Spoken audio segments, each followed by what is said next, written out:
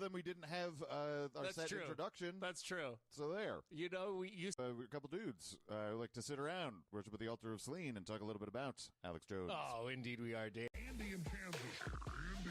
Andy. Stop it. Andy in Kansas. Andy. It's time to pray. Andy in Kansas. Okay.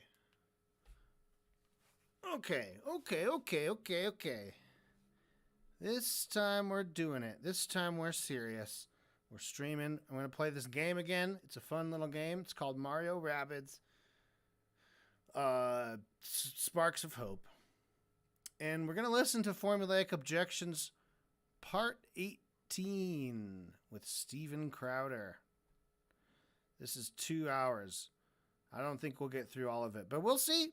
Let's give it a listen. The people. Let's skip through some of this. Maybe It's a great idea. so first, much Maniac. you have to wait till someone quits. It's a one in, I one like out. that. I like that. Yeah, 1,000 maniacs. I don't have that many. Yeah. Yeah. So you're already at a disadvantage. Yeah, I don't even have like that one band. Screaming Trees. That was a okay. band. All right. Uh-huh. How about Throbbing Gristle? Probably a band. Yeah, no, that's definitely I a think band. everything has been. All names are taken. All names are taken. Yeah. What, a band? No new bands. If you want to be in a band, you have to wait till someone quits. It's a one in, I one like out. that. I like that. Yeah. I like that. Blood in, blood out. You can just take over a spot. Yeah, All yeah. right. You can all take right. someone's name. All right. So we start off, and I think that we've come to a point where the first question that we usually hear is, how much did you prepare Right. for this? Yeah. And it doesn't start out immediately with that. And I Part of it. What else do you do that you would say that your media company does? Well, it's general media. There's a daily program. There's a separate, reporting and investigative reporting unit, and the website operates separately where someone writes articles. So social media, kind of all-encompassing media. So there's an interesting vibe that he gives off, which is simultaneously like there's a little bit of I'm really afraid to answer any of your questions. Totally. And then also at times like I'm eager for a debate. Yeah. There is both sides of this coin seem to be present with him. And it's a very interesting Ridiculous presentation. I'm opening now. I'm full on going to open a consulting business for depositions because here's your answers right there. Sure. You know what I'm saying? Like, oh, what does your company do? Make online videos? Sure. Never say that's part of it because now you have to answer what the rest of the part of it is, and now you're responsible for the other parts of it. No, we just make internet videos, bro. Sure. Right. There's the answer of like that's not all we do is kind of self-defensive Exactly. a little bit. Whereas like if you just answer yes, that doesn't imply that you don't do anything else. No. No. The answer yes includes the possibility of other. It's not exclusive. But yeah, these people. It is a psychological like need to be like I'm more than what you are. Like for some reason they have to get in there and be like, no, I'm better. It's crazy. Yeah. Crazy. So Crowder gets the old primary question. All right. What'd you do to prepare? What did you do, man? buddy? Did you do anything to prepare for this deposition? No, I watched. I had read the files that were sent over from your attorneys. Well, yourself, I guess. The files. Can you tell me what you mean by that? The documents, the complaints. Okay. Can you tell me what you mean by that? The documents, the complaints. Okay. In other words, the lawsuit that was filed. Yes. Okay. Have you reviewed any other documents to prepare for this deposition? Not to my knowledge, no. Okay. Have you viewed your May 8th or May 9th show? All say that they didn't prepare much for their depositions because they think that helps them plot. If a normal person were in Crowder or Alex's shoes, they would hear that something they did seriously hurt another person and that it was severe enough that they were sued over it and had to give a deposition. They would probably have a moment where they worried that they may have made a mistake and actually hurt this person, and they would want to make amends for it. They would likely want to review what they'd done so they could see where mistakes were made and how they could avoid making them in the future. With people like Alex and Crowder, they don't care because misidentifying a mass shooter isn't a mistake. They did the coverage that they did for the express purpose of denying that the shooter was a Nazi because they want to minimize the threat that right-wing domestic extremists pose. They didn't care that they were pointing at the wrong guy, and they'll do it again. The act of saying that he's done no real preparation is Crowder's way of thinking he's protecting the game. Pretending that this was a mistake is for Crowder, and he knows that if he plays ignorant, it's much easier for him to avoid revealing too much about why they were so eager to jump on this incorrect mugshot the way that they did, which is what's behind all of it. It's not a mistake. That's interesting. It is an interesting choice to me because in two regards, I would make a different choice, although not necessarily saying different words to Mark. If I was going to get sued in this way, I would have a full and complete understanding of what's going on. That way, if I'm going to lie, I'm doing it with the information that they are trying to get as well. You know what I mean? Like, I'm prepared for where you're going to try and angle it because I know what I'm lying about. Yeah. Whereas these guys lying about, they're just kind of like flailing about. At least they seem to be playing it by ear a little bit too much. Yeah, don't improvise. Yeah, but honestly, there's no reason to end up like... Well, I mean, if we want to go further and further back, of course there's no reason. But even if you're a shitty liar who does, like, these awful, dumb broadcasts based on bad information, you still, like, should never end up in this situation. No. Like, Alex, has a great model of this, like, apologizing to Hamdi Ulukaya and James Alefantis. Yeah. Like, these things can be done, and it doesn't really cost you that much capital. No. So, like, there's no room when you can say we made a mistake, we fired somebody, or like, we did an investigation and someone got suspended for 2 weeks without pay or whatever. Just do something like that. Yeah. Move on. Yeah, the legal system is very willing to accept an oopsie. Right. Yeah. But also this this probably is something that can be resolved through recognition of wrongdoing. Right. Maybe we don't believe that Crowder's going to change his ways, but like him pretending that he's going to would probably get him off the hook. Yeah, it is a question of whether or not it is one of those like the seed of destruction is sown within it before we even begin, because is it the paranoid self-importance that allows them to become what they become as also the thing that keeps them from doing the smart thing in these regards? You know what I'm saying? Yeah. Yeah. Could be all wrapped up. So we get to a question about his sort of academic credentials in journalism. Okay. Before I get into all that, I want to confirm some details on your background. As far as educational background, it's my understanding you attended a couple semesters of college? Correct. Okay. I think it's fair to say you have no educational background in journalism? No, I wouldn't agree. Oh, for God's sake. Can you explain to me what your educational background in journalism is? Years of experience? Not specifically. We'll move on to your point if you haven't any. These motherfuckers. It's always the thing with the journalism.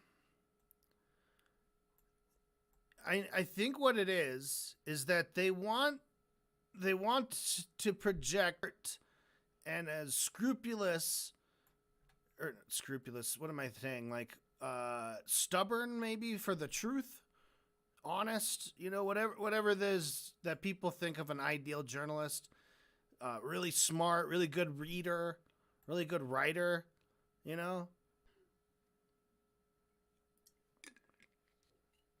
which if you think about it means I'm more honest. Because I'm never punished for my lies. But you are. You're punished. Educational background in journalism. Well, I did study media for, as you said, 2 semesters in college. Okay, so when you were in college for those semesters, part of that included journalism courses? Part of it included, yes, broadcast. Okay. So he took a broadcast class in one of his 2 semesters in college. Yep. This is not good.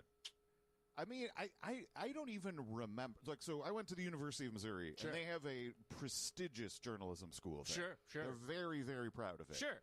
I don't know if I took a journalism class. Yeah. I think I might have. Yeah. It definitely wasn't what I studied, but I might have taken more journalism classes than Crowder. Right. Now, here's what I find fascinating about these people is that they want the credibility of having an education in it, which makes me crazy because the way that I would view this is look at what journalism schools have produced.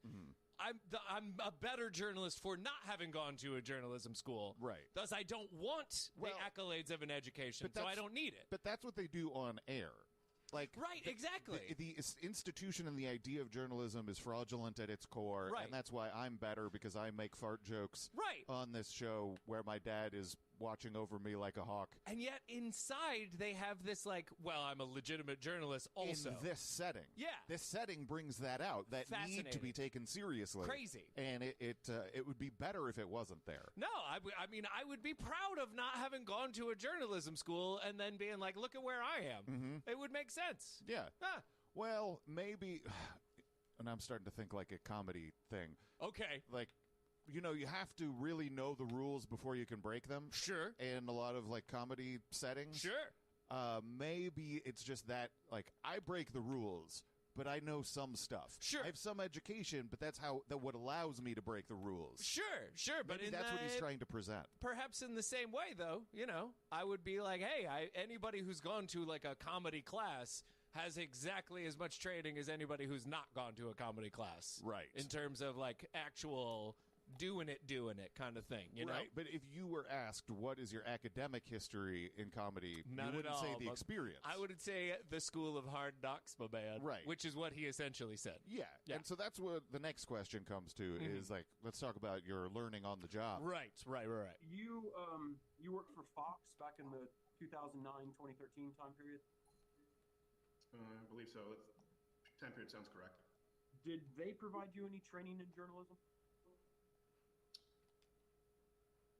Experience. I understand that you did the job for many years. I'm sure you picked up some things, right? But what I'm wondering actually is, as part of your employment, did Fox provide you with formal training in journalism? They did not send me to journalism school, no. Okay. He's such a dickhead. Did they provide you with any formal training? And his answer is, well, first he had to deflect. And then he's like, no, they did not send me to journalism school. Like, you fucking dickhead. That's not what he asked. He said any training whatsoever. They teach you how to fucking use the fucking login software, you dickhead. They teach you how to cite a source. Now, at that time, I think it's fair to say that your what you were doing for Fox was primarily concentrated on more comedic type presentations. Is that fair? No. So back during the time period when you were working at Fox, I'm not funny. Would you say you were covering hard news at that point too? Objection form. Sometimes. Okay, so you're doing hard news. Really? So I do think that there's something, and I didn't talk to Mark about this at all. So this is not coming from him. This is purely an observation that I have from watching this. Okay. I think Mark's like needling him a little bit. I There's a little bit of disrespect that is being implied through some of this, not to a level that's unprofessional necessarily, but I do get more of a feeling that he does not like. And I would even go so far as to say that his lawyer agrees with you, because that objection form was actually like a, hey, don't be a dick. Come on now. That was 100%. I know what you're doing. Yes. Okay. You understand that It sounds like the size of your it sounds like he's eating. Is he eating during the definition? Deposition? He's just the biggest fucking dickhead. audience increased, the magnitude of potential harm that could be caused by publishing a false statement about someone also increased. Yes. And would you agree with me that as that potential magnitude for harm increased and your audience increased, your responsibility as a journalist also increased? Objection form. Well, I've never labeled myself a journalist, but yes. I mean, well, you cover hard news. We can agree with that. Sure. So does Jon Stewart. Sure, absolutely. Right. And let's make it clear, even today, on your To Cover Hard News, you also do things that are comedic. Yes. So this Jon Stewart thing is not as good of a dodge as Crowder thinks it is. No. For one thing, people in his end of the media constantly treat Jon Stewart as if he's one of the most important journalists in the mainstream media. Yeah. If you're saying that Stewart covers serious stuff and does jokes, then you think the journalists can cover serious stuff and do jokes. You have actually just put yourself in a trap. Yeah. Also, if Jon Stewart went on The Daily Show and misidentified a mass shooter, he would get sued too. The latitude that he might get because The Daily Show is funny doesn't extend as far as Crowder likes to pretend it does. Like, if he did the same things as them, then a lot of the same consequences would happen. Yep. It's not like, oh, you get a free pass because you're a lib. Yeah. Or whatever. Yeah, is. You're a professional, so you don't misidentify shooters. Yeah. Yeah, it's. Okay. Here's what I think, or like I wonder. And I don't know if we can answer this question today, but it has always been something that I assumed is that when these people were outside of the need to posture, they were all capable of actually being like, there's no caravan at the border. Mm-hmm. You know what I'm saying? There is an awareness that we're pulling one over. Right. Right. But in this situation, it feels like he does not actually have the awareness that he is that what he is. You know what I mean? That's something that I don't really. Yeah, you say we don't know if we have an answer, and I don't know if I do. Honestly, like that's the part where I think like I'm worried about how stupid he is. Yeah, could he? Because I don't think if he was outside of this scenario, even in his quiet, like looking into me, actually answer these questions honestly. Yeah, I don't know. Yeah, I don't know. And as we go through more of these clips, some of them are a little bit longer because I think you need the context of hearing how this progresses. Yeah. Like the thought to thought thing of it. If I just play, like some of them are like 3 minutes, and if they were a minute and a half, it would make no sense. Right.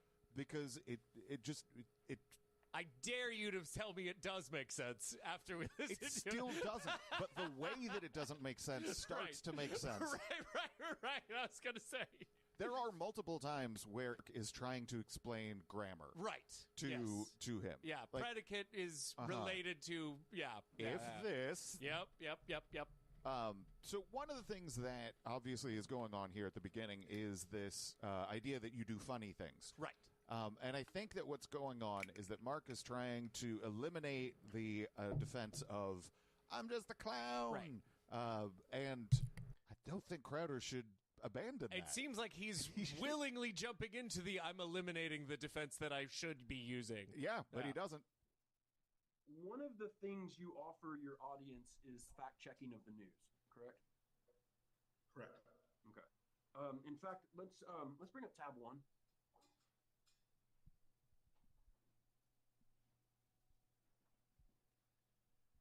All right, I want to show you something that was just posted to the website last week.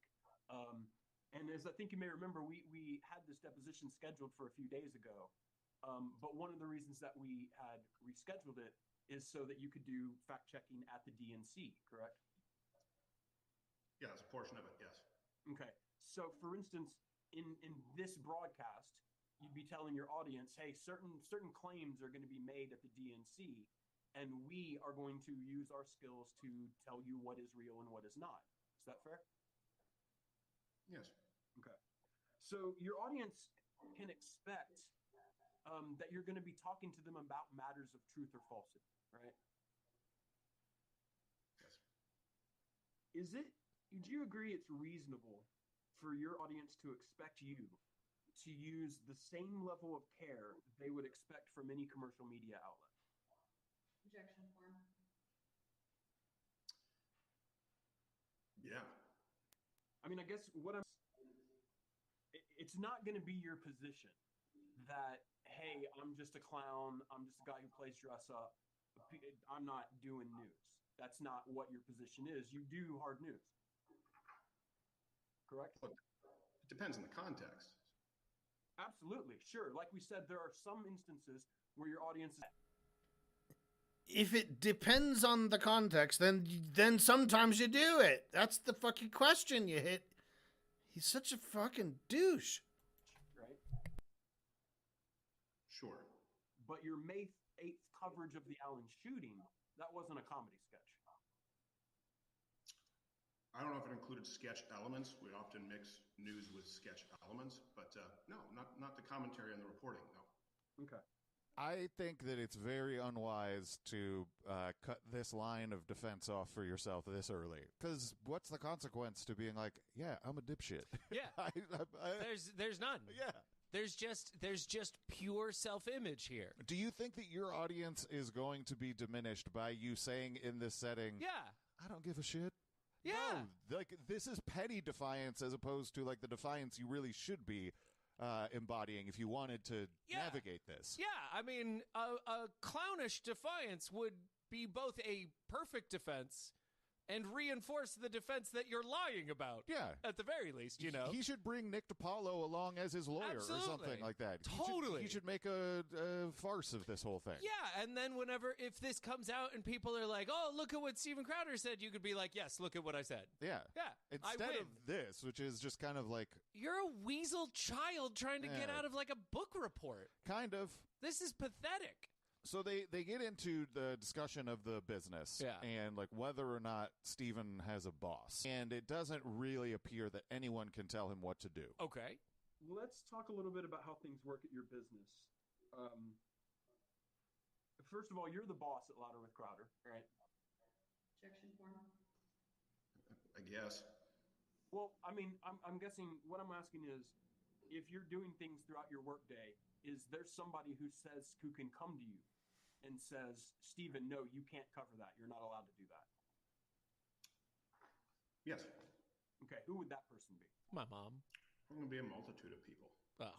So there are a multitude of people at Louder with Crowder who have veto power over what you can cover on your show. No, a multitude of people who have, wise counsel.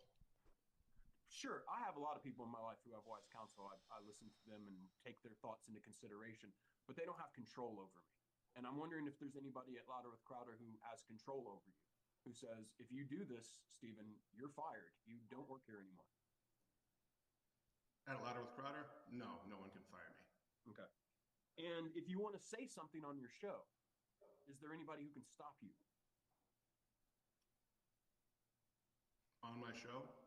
No. Okay. So you have ultimate responsibility for whatever's on the show. No one can affect your editorial. I think that Mark was fishing for, like, your dad. Yeah.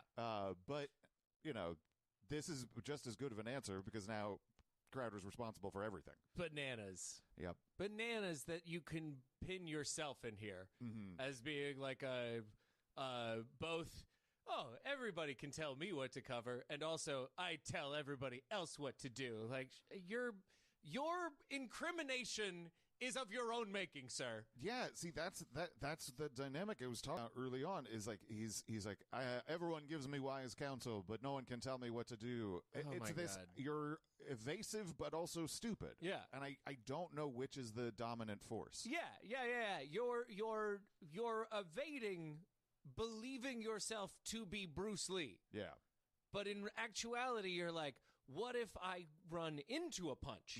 That's winning. Yeah, you're a sloth. Yeah, and insane. not a quick one. No. So the Let me put it in an easier way. You agree it's your usual practice to verify the accuracy of images you share with your audience. Objection form. Can you restate the question? It was telling me that. Sure. It's if you're going to share images with your audience of news events, right? Things that depict news events, it's your usual practice to verify the accuracy of those images before you show them. Objection form. Sometimes. Okay. Let's make it more specific.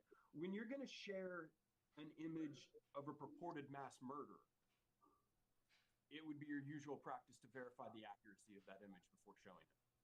Objection form. And to clarify, Mark, just so for reference, are you referring to Steven individually or Louder with Crowder as a whole? Him individually. Go ahead. Me individually? Then no. Let's put it this way. If you're going to use on May 8th an image, you're going to show your audience an image of who is purportedly the mass murderer. Is that something you're going to see before you go air, or is this like a Ron Burgundy situation where you're seeing it for the first time? Appreciate the reference to Ron Burgundy. Based on Jim Walcott, actually, Canadian. Objection, Ron.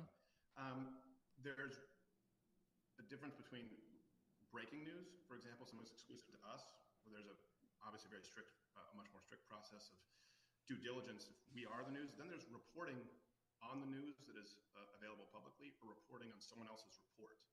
So to answer your question, we would obviously ensure that the reporting on that person's reporting is accurate, meaning the original source would be the reporter. So he's trying to make this distinction of it's first of all, the lawyer's question is very relevant. Like, is it the business answer or Stephen? Because Stephen can very easily be like, individually, no. Yeah. It's a bigger problem for the business. Yeah. But he's saying that if they have a scoop for it, then there's a lot of fact checking that needs to go into it. But if they're just reporting on someone else's reporting, who gives a shit? So that's kind of the angle that he's trying to take. Yeah. Which I actually think is probably what a lot of these people should do. I suppose. But it also won't get them out of trouble. Yeah.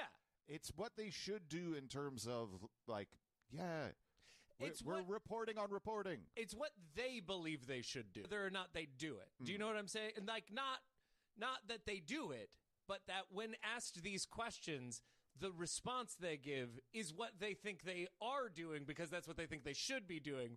They just won't admit that they're not actually doing it.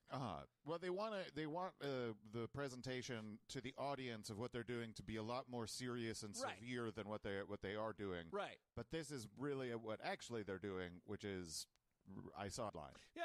You know, and I'm going to honk my nose whenever I'm going to be. Do you fact check? No. Honk. You know, like, yeah. What are we going to do? Let's move on. Let's go. Next question. Yeah. If there's no way I'm coming out of this with looking serious, then I'm going to really. Then I'm really going to not look serious. I'm not going to try and be like salvage some. No. I lost. Yeah. Yeah.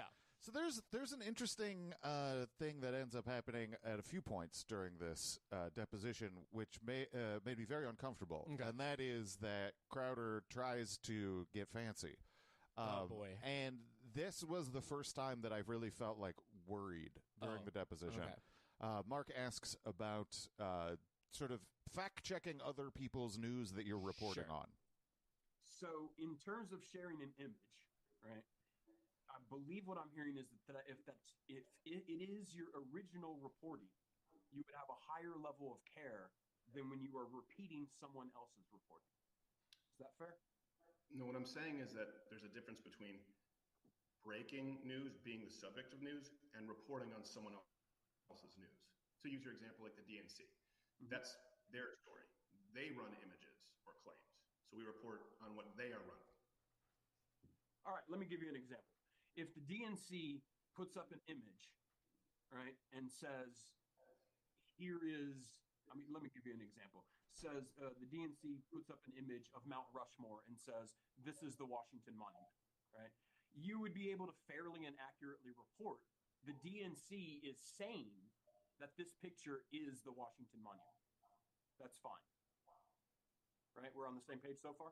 Yes, and I would show their picture. All right. It would be different to say, here is a picture that the DNC is showing that they say is Mount Rushmore, and I'm telling you they're right. That's different in your mind, right? No. That's the same thing.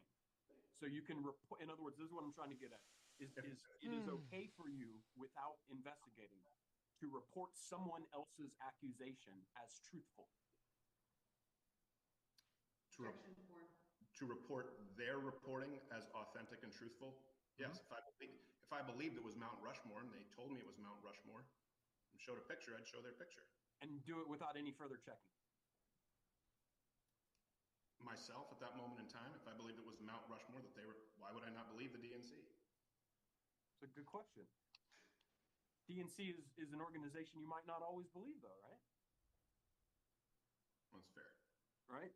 Then you're on Touché. some credibility issues, I would take it, right? Depends on who they are.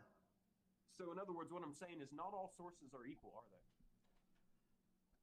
That's fair. Okay. Yeah, I stepped in it. Yeah, I really tried to pull off a fun, I'm debating a college kid Right? change my mind table Right? kind of move. Unreal. That's awful. Depose me, bro. There is no reason for him to try something like this.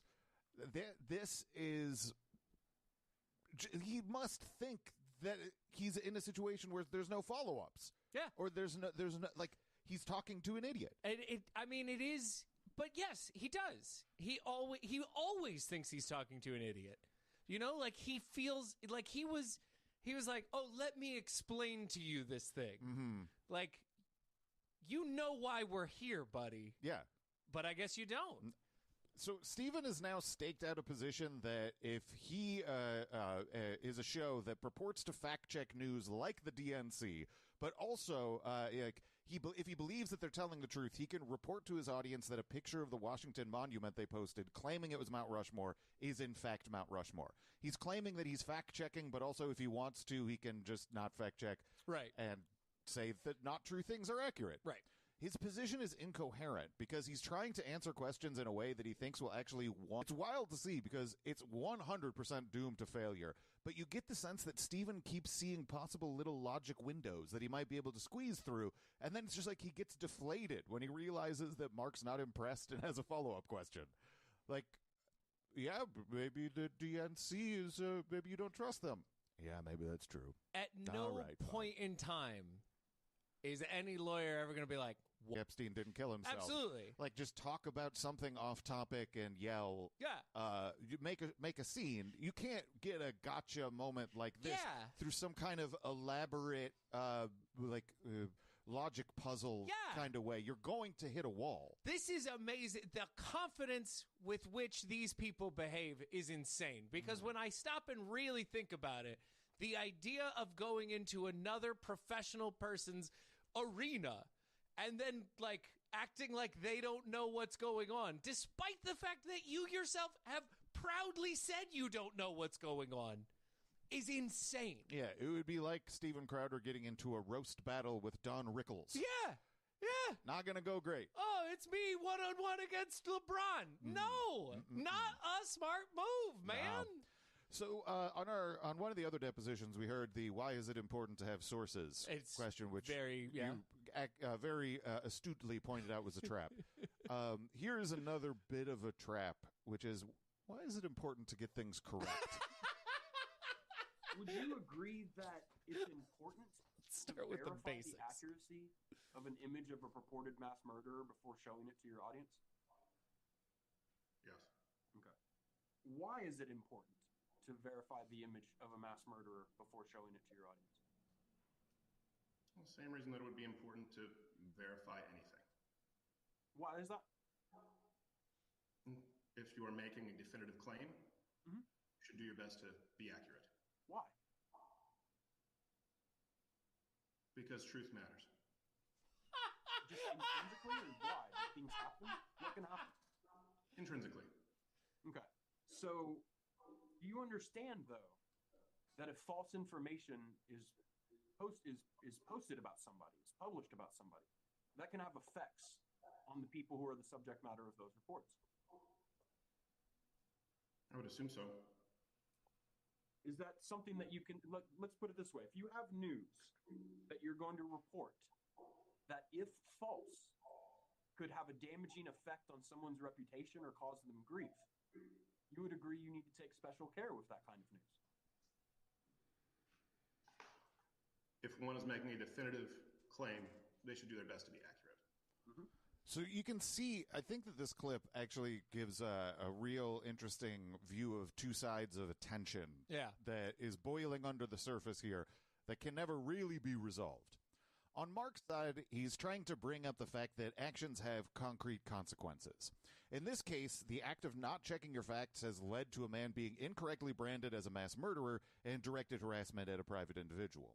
This is part of why it's important to get things right, because if you don't, you can hurt people and cause damage. On Steven's side, he's trying to argue that no matter the consequences, it's just intrinsically important to be right. It's an abstraction which is okay to believe, but it's being deployed here to evade responsibility. In his view, the reason it's bad to get things wrong is that there's a platonic ideal of the truth that you have a responsibility to, and violating that is always wrong. That's great, and it sounds noble and high-minded, but Crowder's only pretending to believe that because he knows that the court can't do shit about enforcing Platonic ideals. Yeah. He doesn't believe in this as a philosophical idea at all. It's just that he thinks that it absolves him from human consequences for his actions. I will be judged on the day I die for my adherence to the truth, which is intrinsically important, as opposed to, like, no, who cares? You hurt this person because of your carelessness. That's the consequence and the reason we're here. Yeah. Another deposition pro tip. All right. This is what I would have done.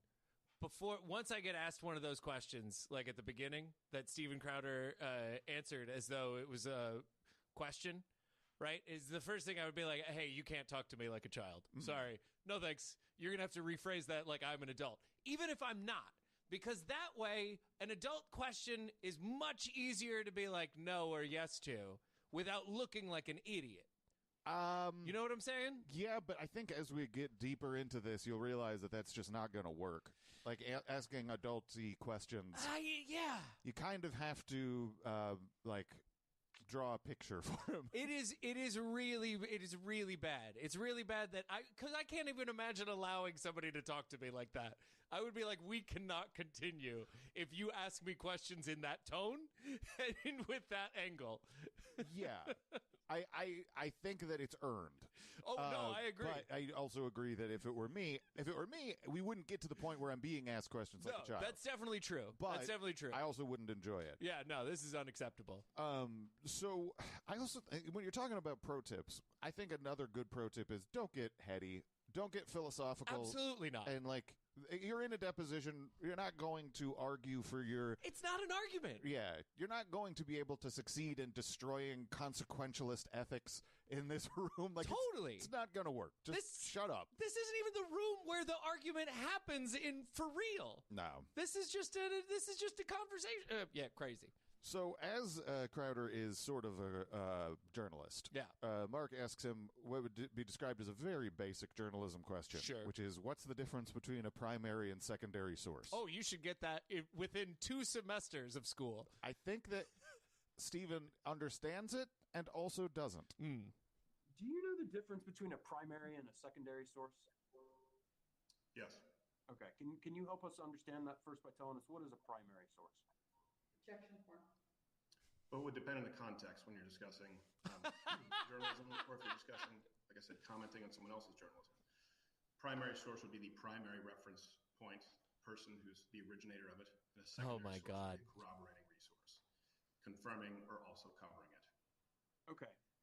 I'm going to kind of give you what I believe would be the understanding that I'm operating from, just so we can talk using the same terminology, right?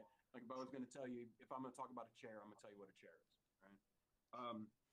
Have you ever heard that a primary source would be information that originates from a person or entity that is either has a first-hand account or is actively involved in the events being reported? Yes. Okay. And then a newspaper, for instance, or a academic treatise or some other publication that is writing about an event that it did not have first-hand involvement in, that'd be a secondary source. Does that seem fair? Yes. Okay. In terms of, let me do it this way.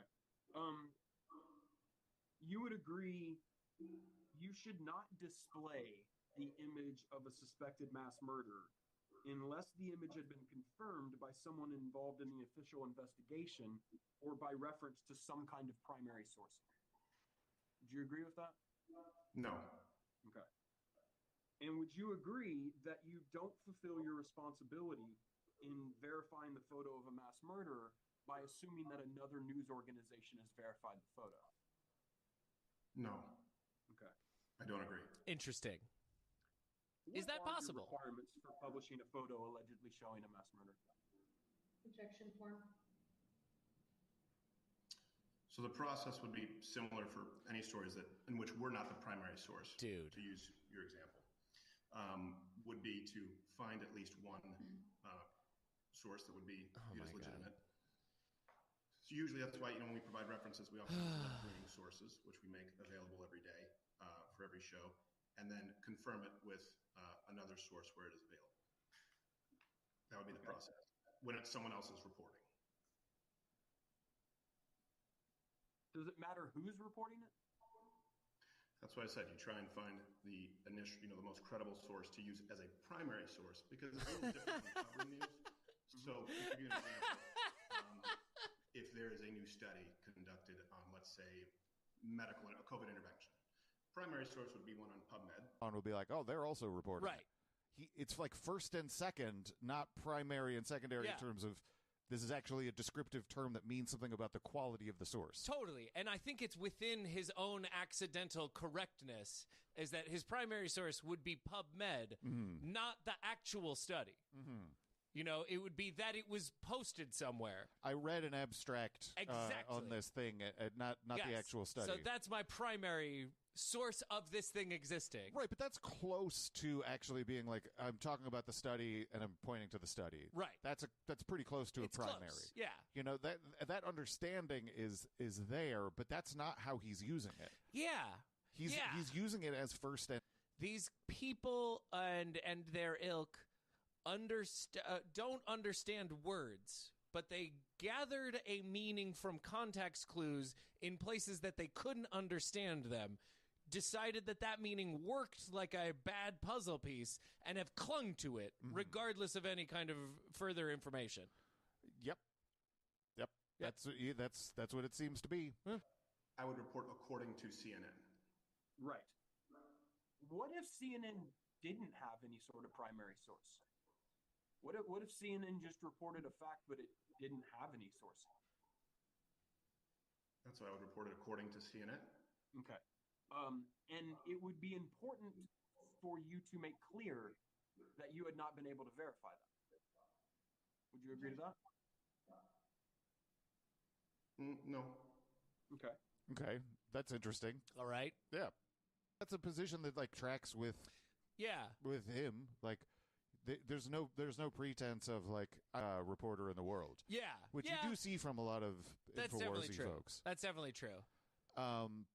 So in the aftermath of the shooting, after everything, more information came out. It was very clear that the reporting that he was a Nazi guy was correct. Yeah. And that Stephen, the mugshot that they used, was incorrect. Right. And so Mark walks through some of this evidence, and there's a real interesting, and by interesting I mean obvious, dynamic that's going on where Crowder can't deny this evidence, right, but refuses to acknowledge that this guy was a Nazi. Interesting. Let's talk a little bit about this incident we're here about today. You understand that on May 6, 2023, a neo-Nazi mass shooter murdered several people at the Allen Outlet Malls. Objection form. No. You don't understand that right now, sitting here today? The way you said it, no. Help me understand what you mean by that. What is it about that I don't understand a neo-Nazi mass shooter, no. Okay. Mass shooter, yes. No. Neo-Nazi mass shooter, no. Okay, you're aware that the shooter had tattooed neo-Nazi symbols on his body? Sure. You're aware he did it with a right-wing Death Squad vest? Right, you don't contest any of that? I'm aware that was reported, yeah. All right, well, I'm not asking you whether it was reported. I'm asking you whether you can, do you believe that's true? Do you contest that? No, I don't contest any of the tattoos, no. Okay. So, I guess the hang-up is you have a shooter who's tattooed up with a swastika and SS lightning bolts, but you're hesitant to call that a neo-Nazi mass shooter. Correct. Okay. There's a real stickler on this point. Fine to just randomly post a mugshot that he found somewhere, but real stickler about this. It's very suspicious that this is something that is really I need hard confirmation on this in order to.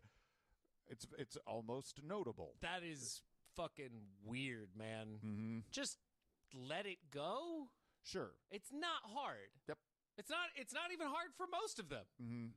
Why him specifically? Does he Did he know the guy? Well, probably not. But I would also, assume not. but like these people, if someone had like a hammer and a sickle tattoo, they would be screaming he's a communist. Absolutely. Even if it was less clear than that. And it's not even like, this isn't to bring up the hypocrisy element. It's just to point out, like, this is insane.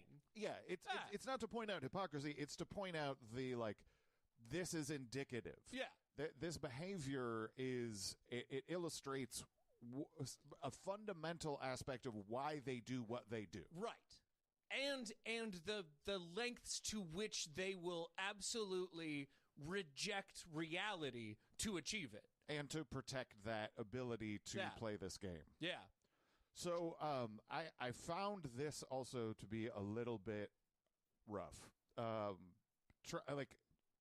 Crowder is trying to be fancy. He's trying to like, but what about kind of stuff, and he just it's like a Looney Tunes. What's the point of a lawyer if they're there and they're not going like, don't do this, buddy? I don't know, but he could have avoided hitting a lot of walls, right? Let's talk about the show, the May 8th show. In that show, you told the audience that the media was lying about the shooting and that you were going to show them the true information, right? Objection form. I don't know if those are my words, but okay. Well, let's pull up tab 2. How is it?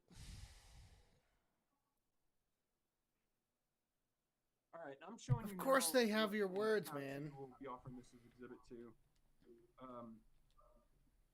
This is every day with your show. There's also a web page posted called the show notes, right? Yes. Okay. And today I'm just going to read the first paragraph here. There was a deadly mass shooting in Allen, Texas, and we have information on the killer, Mauricio Garcia. We'll be refuting the media's lies about the fact that he was a white supremacist and so much more. You see that? I do. Okay. So again, you had information on the shooter and you were going to refute the media's lies, right? Yes. Okay. So when viewers tuned into this, they could reasonably expect that you were going to be trying to provide them with true information about the shooter. Yes. And that in providing that information, the information that you had, you demonstrate that the media was lying about the shooting. Primarily, the media was lying about the shooter. Seems Oh to my be God. written there by Brodigan. Yes. Sure, let's change that. Media. Because the shooting itself is a bigger topic than the shooter, right? Just one person. So let me ask that again. You had information on the shooter, and you would be refuting the media's lies about the shooter. Well, that's a description. Objection form. That's a description written by Brodigan on the website, a synopsis of the show. I spoke on the program regarding the media lies and what they were. Let's take a look at that. Let's bring up tab 3. Oh God, that's where you got to be real worried. He keeps being like, well, I don't know if those are my words. Let's pull up. Do you think I don't have your words? What are you fucking doing? Do you think that they don't prepare? Like, what are you expecting here, Steve? If it is the level of like, if I cover my eyes, then I'm invisible, so you can't see me. Like it is insane that like, well, I didn't read any of this to prepare, so you probably didn't either. Yeah, I don't care about this, so why should you? It's wild. It's just banana peels. He's walking along, hitting a banana peel, Yeah. getting back up, hitting another banana peel. It's crazy. Yeah. Is there like maybe I should have asked this question better at some point in time. If like, is there a law in these depositions that says the lawyer can't say anything but objection one thing or another? I think yes. I think you're not supposed to. I think it's bad form to because I know that like when Barnes was getting into arguments with the lawyers Sure. and stuff, that was considered poor form. Sure, but I mean, I'm not even talking about that. I mean, like, as a lawyer to my client, can I say something like, hey, that is a question that you must answer honestly, but try not doing it like a fucking idiot. I think that would be poor form too. What I think you can do is like request a break and like talk to your client. Sure. I think that you can do that. Okay. I think that's more the accepted. All right. So if I'm a good lawyer, and by that I'm going to mean somebody who is looking out for the interests of their client as opposed to their own personal interests. I am saying, let's go outside for a second. Okay, now we're outside. Keep your answers to yes or no. You sound like a fucking moron, right? But now, if I'm out here looking for billable hours, I'm going objection form. If you're looking out for the interest of the client, you like request a break and pull a fire alarm. I mean, this is crazy. Yeah. How do you listen to this as a person's lawyer who is there for them and not go like, "Ooh, this sounds dumb"? I don't know. How do you be an agent or a manager and see him do stand-up and think like this is a good set? Like, what do you do? That's a really good point. How are you his dad or one of his producers and be like, this show is crushing it? I mean, I guess if you're his dad, you have a biological imperative to care in some form or another. I don't know if it extends to thinking his show is good. It doesn't extend in that way to my family. So, Mark, at the end of that last clip was like, let's go to the clip. Let's Sure. hear you on the show. If we have to do this, we have to do it. Yeah, you can say that Brodigan or whoever is writing on the website, but what about you? Fine. And so here is the clip from Steven's show. Jesus Christ. I spoke on the program regarding the media lies and what they were. Let's take a look at that. Let's bring up tab 3.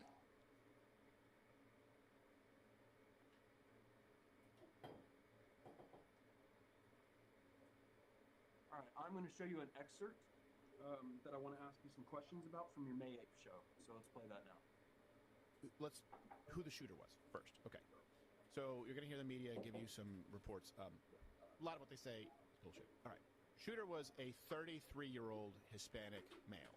His name was Mauricio Garcia. Oh. Mauricio Garcia. Oh, Now, I said it twice. the reason that we are pulling this, and you're asking yourself because we make the references available, we're pulling this from Today News Africa, is because it's the only news outfit showing you the shooter's face.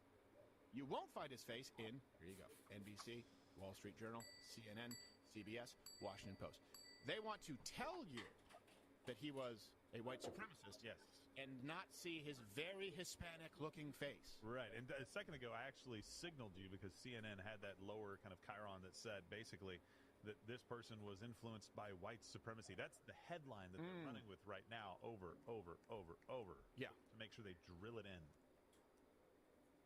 Okay, my first question is, in the lead up to that show, you had been reviewing a lot of media coverage about the shooting.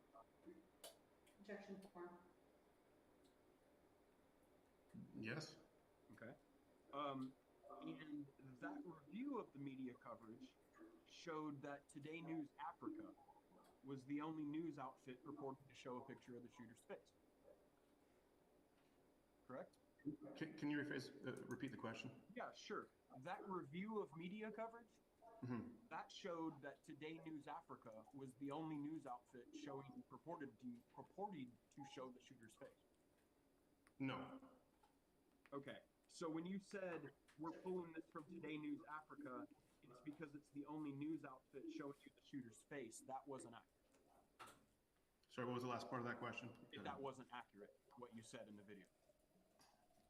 What I was saying was that it was the only place currently with an article including the image of the shooter. Okay. At that moment in time, because I believe it. Right, so when you were making that broadcast, your review of media had shown you that Today News Africa was the only news outfit doing that, showing a purported picture of the shooter's face. No. Okay.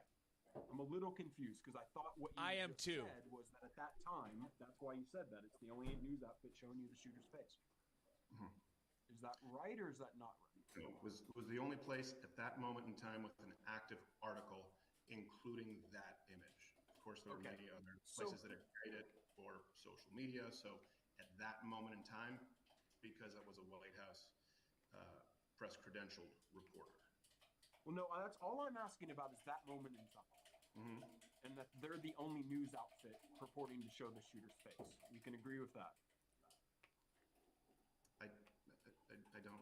Can you tell me the news outfits that at that moment in time were showing the shooter's face?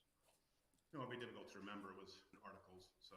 Steven looks like a total idiot here because he's trying to What a pretend dickhead. not to understand a very basic question about what he said on his show, which he just listened to. He just listened to the show. Can't be like, I don't remember what I said. In the clip, Steven said that he used Today News Africa as a source because no one else would post the mugshot since they didn't want everyone to know that the shooter was a Hispanic man. The point he's making relies on an understanding that he had to choose this source because he reviewed all the other news outlets and they were all too anti-white to post the mugshot, so hence he had to go with this one. Mark is trying to ask about this because it implies a level of heavy preparation behind the statements that Steven's making, and one might think that if he did any preparation for his show, it's certainly strange that he didn't notice glaring and have a booking photo because he was dead and had no criminal history. Mm-hmm. Steven is playing these kinds of verbal games because the alternative is to admit in this deposition room that he knows that his job is to spout bullshit meant to defend white identity beliefs. And that's probably not something that his dad wants. Yeah. Another thing that I would explain to him if I was a lawyer, if I was his lawyer, and again, not trying to get billable hours, is that essentially what you're experiencing in this deposition is an algebra problem, right? So we've got whatever algebra, I don't even remember what this formula means. Y equals mx equals b, whatever. I think that's about slopes. Something like that. Y equals mx plus b? Sounds so. right to me. So the point being here is once we figure out what b is, that's this series of questions. I am narrow what b is, then this series of questions gives us m, then this series of questions gives us x, and no matter what you say, now I know what y is. Yeah. So once we get to the y part, you have to answer y, whether you like it or not. The math is done. And if you don't, it like we know what you're doing. Yeah. And so also, the thing that's interesting about this case is that the name is correct. Yeah. Mauricio Garcia is the right name of the shooter. It's just that the picture was the wrong Mauricio Garcia. Right. So like him saying the image. Yeah. And so that also becomes really complicated in the deposition setting because he's, you can say the name and you're referring to both people. Yeah. Sort of. There's a lack of clarity sometimes. Yeah. So Steven has this problem, and that is that the media didn't report a picture of the shooter at all. Right. And so he's defending himself publishing this wrong photo because no one else published a photo of the shooter. Right. And so Mark is trying to walk him through this and understand how syntax works. Right. And this is just troubling from a mental understanding. From an adult man. Yeah. I want to ask you, though, in the video, you said you won't find his face in NBC, Wall Street Journal, CNN, CBS, Washington Post. They want to tell you that he was a white supremacist and not see his very Hispanic-looking face. Do you remember seeing that in the video? Yes. All right. So we can agree that you told your viewers that mainstream media outlets were hiding the picture from the public for nefarious political reasons. Objection form. Which picture? The picture you were displaying from Today News No. Africa. No, I don't agree. Okay. So when you said that you won't find his face in those outlets, and they want to tell you that he was a white supremacist and not see his very Hispanic-looking face, you're saying that's a choice they made, right? These media outlets made a choice. To include no image verification, yes. To include no images Right. of the shooter, right? So. Right. And the reason that they didn't include pictures of the shooter, the reason you had to get it from... No, he didn't say include an image in their reporting. He said include any image verification. Like he's trying to twist, like, oh yeah, the mainstream news didn't include any photos, right? They didn't include any photo verification. That's right. I don't even think Dan caught that. Today News Africa. Mark didn't even seem to catch that. Didn't want the public to see the shooter's face. That was what you were telling your audience. Image verification, yes. To include no images. Right. Image verification, yes. Do you hear that? Image verification, yes. To include Of clarity sometimes. Yeah. So Stephen has this problem, and that is that the media didn't report a picture of the shooter at all. Right. And so he's defending himself publishing this wrong photo because no one else published a photo of the shooter. Right. And so Mark is trying to walk him through this and understand how syntax works. Right. And this is just troubling from a mental understanding. From an adult man. Yeah. I want to ask you, though, in the video, you said you won't find his face in NBC, Wall Street Journal, CNN, CBS, Washington Post.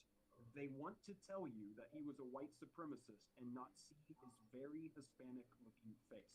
You remember seeing that in the video? Right? These media outlets made a choice. To include no image verification, yes. To include no images Right. of the shooter, right? So. Right. And the reason that they didn't include pictures of the shooter, the reason. So he tried to sneak it in, but he didn't really get away with it because immediately after that, Bankston says to include no images, right? And then he says, right. So he did agree, he did concede to the point, but then he tried to just slip another little extra point in there. That is ridiculous. If they never showed a photo because they couldn't verify it, then they did photo verification. You fucking fuck. Then you had to get it from Today News Africa is because they didn't want the public to see the shooter's face. That was what you were telling your audience. Objection form. No. Okay. I'm having trouble reconciling what you're saying now with what you said in the video, because you said straight up that they don't want you to see his very Hispanic-looking face. Right. So that we can say the media outlets made a decision for political reasons to say that he was a white supremacist, that they did not want to show his face. Right? That's what you were telling your audience. Just show any images, sure, yeah. I'm sorry? Right, and you had an image. No, right? they showed other images of other You things. think they should have shown? Objection form. No, I believe they should have shown any image. I'm sorry? Oh my God. Just exhausting. just what is this person talking about? Like, Wow. Obviously, it's just, I wanted to say that this was a Hispanic person. I wanted to talk about that. Yeah. And I didn't like it. The media was saying that he was a white supremacist, and that bothered me. Okay.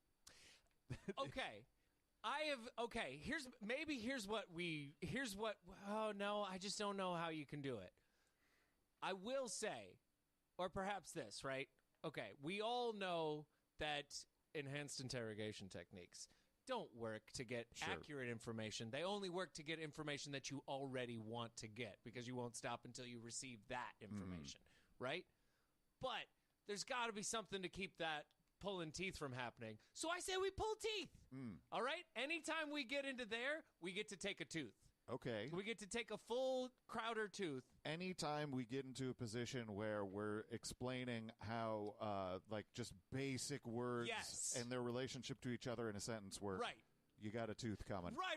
I don't think you should torture to get information, but you should torture to get somebody to understand the basics of language. I don't feel like I'm not going in a good place. I don't agree. I don't agree with you on this. I don't either. But I also think that when you have somebody who's showcasing this level of understanding about what things mean, and I don't think you can ask them questions. Yeah. I really don't know if it's productive, because they're just kind of dumb. Yeah. And I don't mean that to be like you're worse as a person if you're dumb, but he's not equipped to understand what some of these concepts mean, right? Or deal with the relationships between ideas.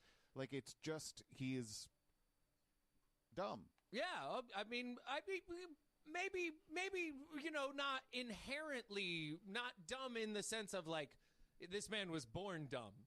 But dumb in the sense that he has willfully remained ignorant of things that he should absolutely know in order to function in a society that shares these and presented places. himself as like Yes. expert in the world of taking these ideas Absolutely. into account. It's a mess. Yeah, no, his sentence should be going to school. Yeah. Yeah. And like it just gets worse. Like, so Mark's trying to explain to him that there are two possibilities in front of us. Mhm. And one is that the media decided not to post this picture Oh, boy. because they're doing a cover-up. Right. And the other... Not going to show any pictures of the shooter's face. And they were doing that because they wanted to press a story about white supremacy. And a second possibility is that those news organizations were either unable to confirm the accuracy of a photo, or they had already determined that the photo that you were showing was false. Right? You understand those two possibilities. No. I'm not saying you agree with them. I'm understanding you understand that those are two possibilities that exist. No, the second one is not possible. It is not possible that the news organizations you were referring to were either unable to confirm the accuracy of the photo or had already determined it was false. You're saying that's impossible. You just said had determined the image I showed was false. Correct. They would not have been able to do that because I was reporting on their reporting. So they wouldn't have been able to report on my image being false or confirm it because their stories were already out there. Wasn't your image, though. Right? Beg your pardon? We just talked about you didn't break the symbol. Oh, sorry, when you said break my the image, report. you said they wouldn't. You said second possibility definitively using that they determined my image was false. I was The image you used. reported, so that wouldn't be possible. Let's rephrase that because I'm just saying the image you used. All right. Let's take the image you used and divorce it from your production. Right. That is a physical. Right. That image, yes. Yes. It is totally possible that the reason the media wasn't printing any pictures of the shooter is because they'd been unable to confirm the authenticity of any picture, or they had already confirmed that that picture we're talking about, that picture of my client, they had already determined it was false. That's possible. It's possible. Now, of the My two God. possibilities, you have one where the media intentionally doesn't want to show the picture for political reasons. Two, they had simply been unable to confirm a picture. The second possibility is more likely. You'll agree to that? Objection for. No, I don't agree. All right. So it's a faint praise, but there is a small little bit of like, well, at least Steven's sticking to his guns here. You know, at least at the end, he's just being like, yeah, no, that's not more likely. The very obviously more likely scenario is not more likely. But this is worrying. Like, this is Steven is either so stupid or is so bad at arguing that he thinks that he's got a gotcha moment out of like, no, it's impossible that they could have fact-checked my story before I did the story. Totally. You can't time travel. Ha-ha. The ergo, I win. Yeah. It feels like beating up on a child, and it feels like the lawyer should step in some form or another to be like, Mark, my client's not capable of understanding your words. Throw in the towel. Yeah, like here's what you do: you send me a bunch of things that you want him to have said. Yeah, and put a little blank there. I'll give him a stamp that says yes or no, and he'll just at random press yes or no to fill in the blanks. Yeah, like I felt really bad for Rob Dew whenever he was doing his corporate representative deposition, but it was bad in a way of like, oh, you're in over your head, buddy. Yeah, totally. And there was not a like he doesn't comprehend this. It's just like you're never going to be able to navigate this thing you're unprepared for. Yeah. With Steven, it does feel like the slaughter rule should be enacted. Totally. In a way that I don't think I've seen since maybe... I don't know if I've seen it in any of these depositions. Honestly, like Kit Daniels started crying, and like that is even less embarrassing or less... But no, that actually... Him crying suggests an awareness of what is occurring in totality. It's a recognition of reality and being overwhelmed by the what is happened. Totally. And that is human and respectable. Totally. This is somebody who can't really even fully engage with ideas. Yeah, and with like you're saying, with Rob, it wasn't a matter of like, I don't understand what's going on. It's a matter of once Rob got it, he was like, oh, I'm not prepared for this in any fashion. So there's really... I got nothing to lose, in a sense. I'm going to try and dodge bullets. Yeah. I'm going to probably use can't. whatever tools I have available, but as I'm looking at my quiver, it's borderline empty. Yeah. And it's mostly defensive, just kind of like, let's just be... I don't like being in here. Yeah, but also playing defense. Yes. And Crowder's going on the offense at points like this. Yeah. And it's like, you're stupid. You think this is a point that's worth making.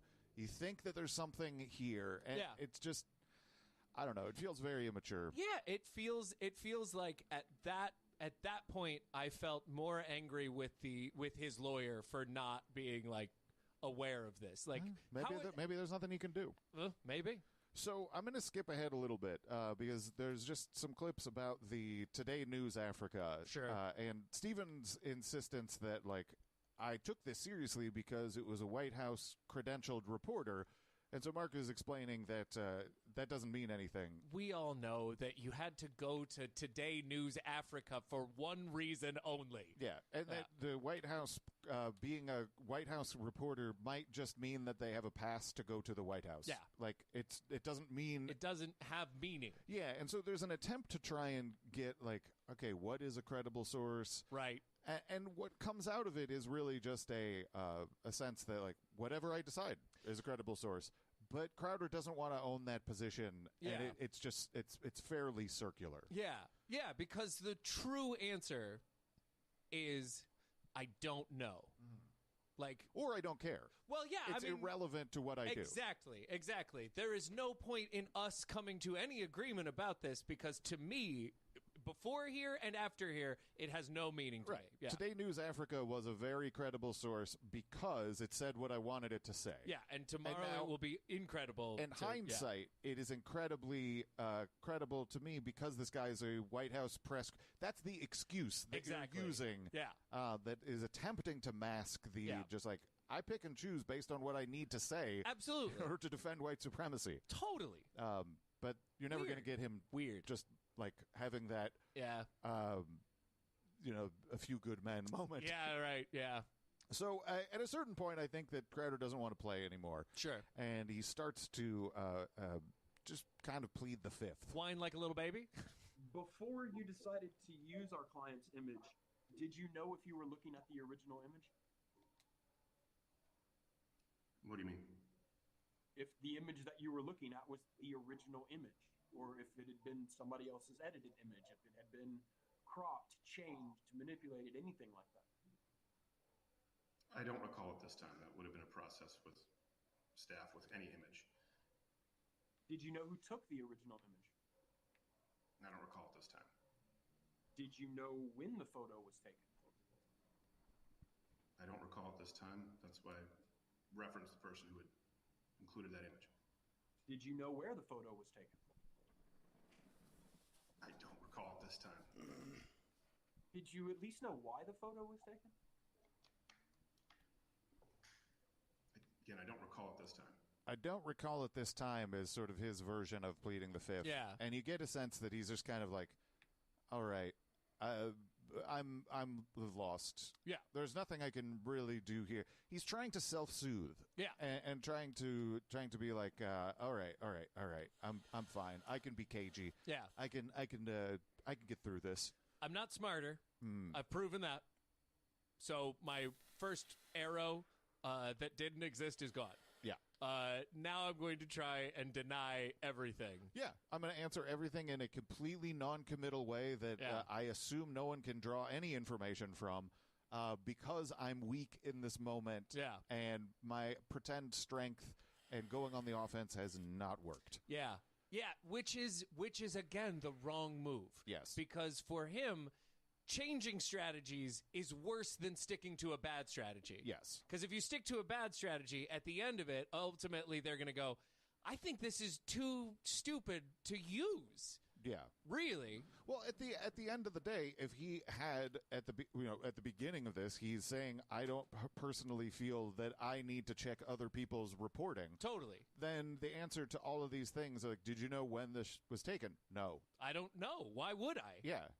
I I've already established. don't recall at this time is such a way of trying to Just say no. It doesn't matter. You're just an idiot. Yeah, at the end of this, the worst thing that can happen is that you have been negligent in your coverage. Man. And that's already pretty clearly established. Just keep up acting like you don't care. Humans are weird. They are. But also, some of them are dumb. Yeah. And I think that this next clip really was worrying, much like a couple of the other ones we've seen. Sure.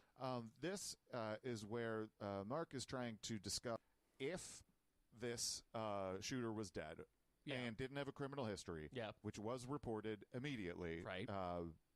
Then he couldn't have a mugshot. That is... Because he wasn't arrested for the shooting and wasn't arrested before. Those are how words work. Yes. And so that's a really basic syllogism. It's very easy. And I don't think that Steven can really understand it. You knew the shooter wasn't arrested for the shooting, right? Yes. Okay. And you knew that from law enforcement on their announcement of his name and age and details that he had no criminal history, right? Shooter had no criminal history? Right. The shooter who was killed in Allen? Correct. I don't recall that at this time that he had no criminal history. Would it be the normal practice of your show when covering an event like this to keep up with the announcements from DPS and the City of Allen Police, the law enforcement officials? Objection form. I don't know at that specific instance in time. Sources. Okay. What? Let me ask you this: if you had, I imagine that's where we got the footage. I don't know where we got the footage of the officer who, shot the shooter. Sure. Okay. But again, I don't remember. Assume for me that you had taken the efforts to find out about that he was Mauricio Garcia, 33 years of age, Dallas, Texas, no criminal history. If you had known that information, you would have known the image that you were looking at, this mugshot, was not the shooter. Right? No. All right, well, let me try to walk you through the logic of it. I'm going to go ahead and please don't speak to me like that. And I don't know if you did. I don't know if you did or you did not look at this or whatever. I'm not making that assumption. But if you did know the shooter had no criminal history and you knew he wasn't arrested for the shooting, you knew that mugshot wasn't a picture of the shooter. Right? That way, if you had known that information, you would have reached that conclusion. No. Can you explain to me how a person with no criminal history and no arrest for the shooting, how they would have a mugshot? You were the one who said we are under the assumption that it's a mugshot. I know that at Right, that that's moment, Mauricio, I just want to make sure I'm understanding. Mauricio, because obviously it's a little complicated. Is it? You just mentioned Mauricio Garcia, 33 years old, right? Dallas, Texas area. You know, one way to be really squirrely in a conversation is if someone asks you a hypothetical situation, if you did blah, blah, blah, blah, then what would you blah, blah, blah, blah? To just act completely befuddled and be like, just behave as if everything they said was instead in a voice. So it'd be like, so if you had control of the company, what would you have done? They'd be like, but I don't have control of the company. You said I have control of the company. That's not true. I don't have control of the company. And they're like, no. We're just saying if you did have control of the company, then blah, blah, blah, blah. And they're like, okay, well, I guess if I had control of the company, then no, actually. Wait, I don't understand the question. You're confusing me. You're confusing me with these auxiliary verbs. Would be, would have done, huh? What the heck is a would have done? It's so fucking stupid and this whole exchange is ridiculous. Hispanic. That information is accurate, to my understanding. Yes, all that's accurate. Okay. And the image was not. Right, the image is Mauricio Garcia, 36 years old in Dallas. Right, I understand that. Okay. What I'm asking you is something a little different. is that if the information you were being reported is, hey, this mugshot is the shooter, but if you had known he had no criminal history and wasn't arrested for the shooting, you should have concluded based on that information that that's not the shooter. Is that fair? No, I disagree. Okay.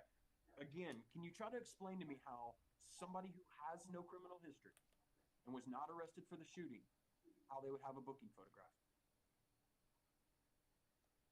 I was reporting on the reported information that include the other. It's not the fucking question, dipshit. I was reporting. We're not talking about what you were doing, dude. We're saying if A, then B. Or whatever. You know, it's... We both just agreed was accurate. And an image. I don't remember the rest of the details. I'm not asking any of that, though. Right? I'm asking a very simple question. Mm-hmm. Is if you had known... In fact, let's go ahead and take this completely away from the Allen shooting and treat this as a hypothetical. All right? You have an individual you're trying to identify and match with a picture. All right? And you have two pieces of information. On one, you have saying, hey, this mugshot is the shooter. And then the other piece of information you have is that person has no criminal history and that person was not arrested for the event. If you know those two pieces of information, you should know that the first piece of information, that mugshot, is not the shooter, right? It's a hypothetical question. I don't know that researchers at that moment in time knew that.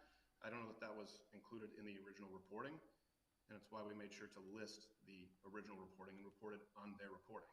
I don't know that information was known. That's a tooth. I'm sitting here, I'm telling you right now, I don't think you or your people did know that. I don't think so. I have positions about whether I think you should have known that. But what I'm asking is, if you did know it, if you did know the shooter had no criminal history, and you did know that the shooter was not arrested at the scene, then you would have known that a mugshot was not the shooter, or at least would have raised serious doubts about whether that was the correct image, right? If one did know that there was no criminal history, if one knew that there had never been any type of image taken in a police precinct or legal type situation or context, if one knew that definitively and then knew that that was definitively a mugshot, then that would be a reasonable assumption, I believe. Finally. Met those prerequisites. You do understand it, you fuck. So I'm super conflicted about that exchange because there's a solid argument that Crowder is doing a terrible job at being evasive. Yeah. But there's an equally compelling argument that he's just legit stupid and doesn't understand basic rules of inference. I have a strong suspicion that Crowder has existed for so long in a context that's highly curated and controlled to the point where he doesn't really have any critical thinking skills at the ready, but he thinks he does. Yeah. His brain is looking for dunks and possible gotcha moments that he thinks are like cheat codes to making an argument because that works in every other scenario in his life. Yep. It takes 5 minutes of incoherent flailing for him to finally just accept the basic premise that if the shooter had no criminal history and was killed in the shooting, then there wouldn't be a mugshot of the shooter. It's very basic deduction, but Stephen has to argue like this because in this moment, he can't think of a good reason why he and his whole staff of reporters wouldn't have had the thought. He knows the answer to why they didn't have this thought is because they didn't have any thoughts. The goal was to refute the idea that the shooter was a white supremacist, and this mugshot allowed them to write that narrative. There was no moment of caution or thinking, is it possible this is wrong, because that's not the business they're in.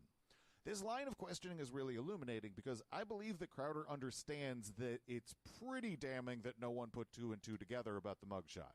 I believe that he knows that this kind of reveals how little he and his staff care about getting stories right when convenient for their fun bigot storylines.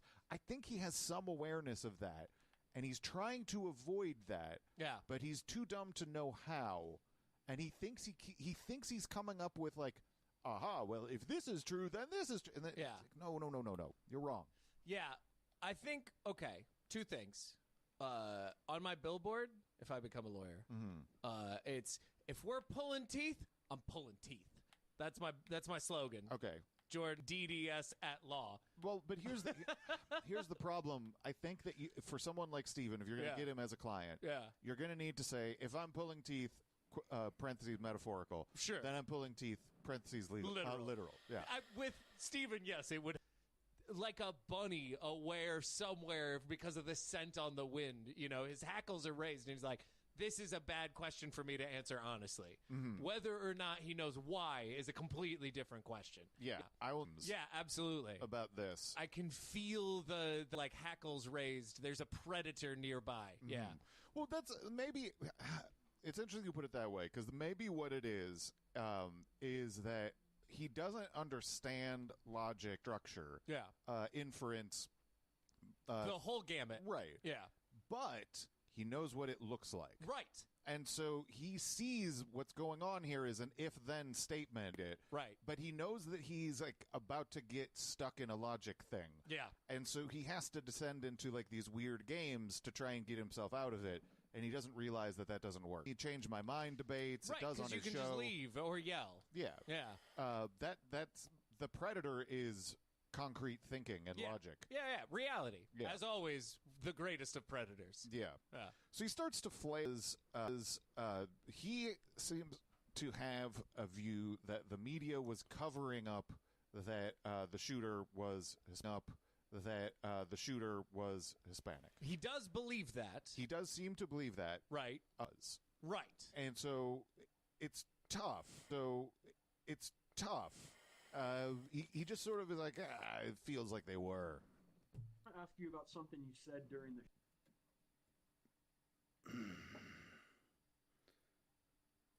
his whole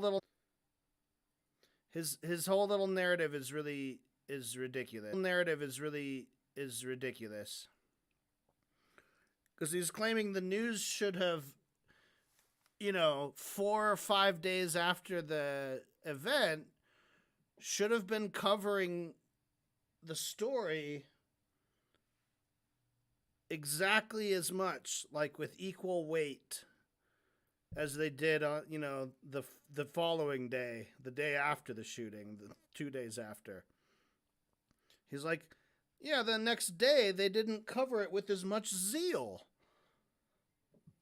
What news story at all is covered with more zeal as time goes on, unless there's new information out? If there's no new information out, why would they be repeating the same points with equal amounts of zeal, as he calls it?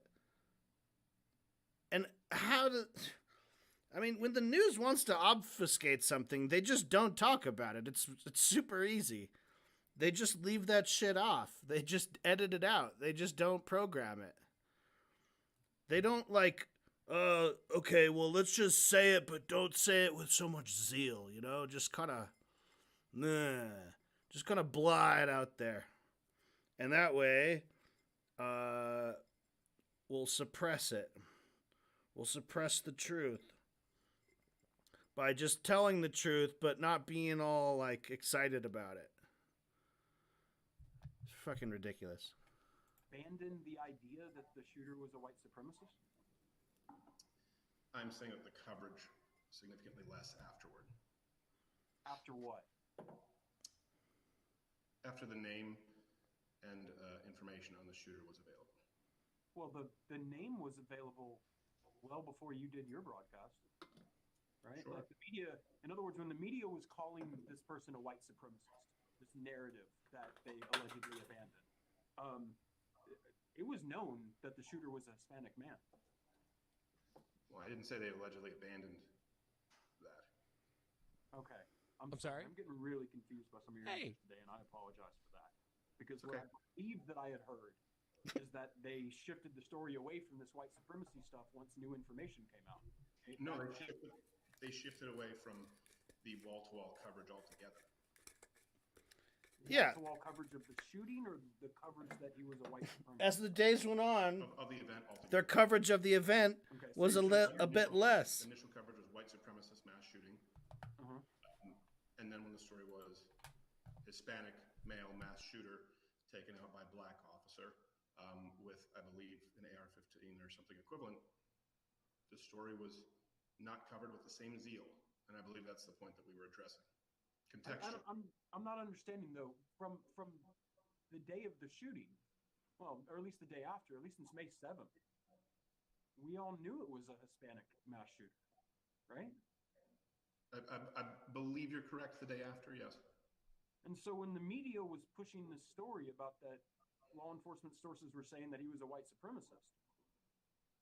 They did that knowing he was Hispanic. Not initially. I don't understand, Mr. Crowder. We knew his name was. We knew his name was. Hold on, let him talk. We knew on May 7th. So she can speak. A full day before your reporting. The whole world knew that this was Mauricio Garcia, a Hispanic man. Let him talk. Let him talk. That's what we reported that day. Yes, I'm going on. I believe your memory is correct. It was the day after the shooting that information came out, right? Yes. Right.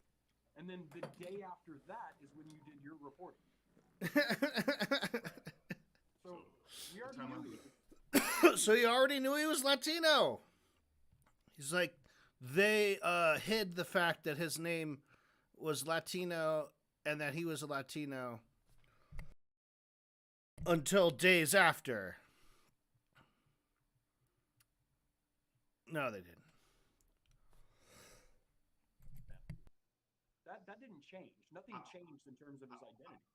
I did because I believe the information became available after I believe what you just showed me was a Monday. I'll take your word for it. I think that was the clip that you had just shown. So if it would have been available during the weekend, but not when the shooting had just taken place. So initially it was simply white supremacist mass shooting, and that was covered with great enthusiasm. And then the day after, as I believe your recollection is correct, Hispanic male, it wasn't covered with the same extensive coverage. So this is nuts. That is nuts. This is a really bizarre thing where Crowder is talking about his feelings, but he's trying to make it seem like he's talking about the media. Yeah. Because a lot of the revelations about the Nazi tattoos and the right-wing death squad and the social media accounts that the shooter had was based on the reporting of his name. Yeah. That's how people found the social media. Yeah. So there was not a time where this wasn't, like, both pieces of information weren't both being discussed. Yeah. So this idea that, like, it was a white supremacist shooter, and then as soon as we found out it was a person named Mauricio Garcia, and by extension we know that this is a Hispanic person, right?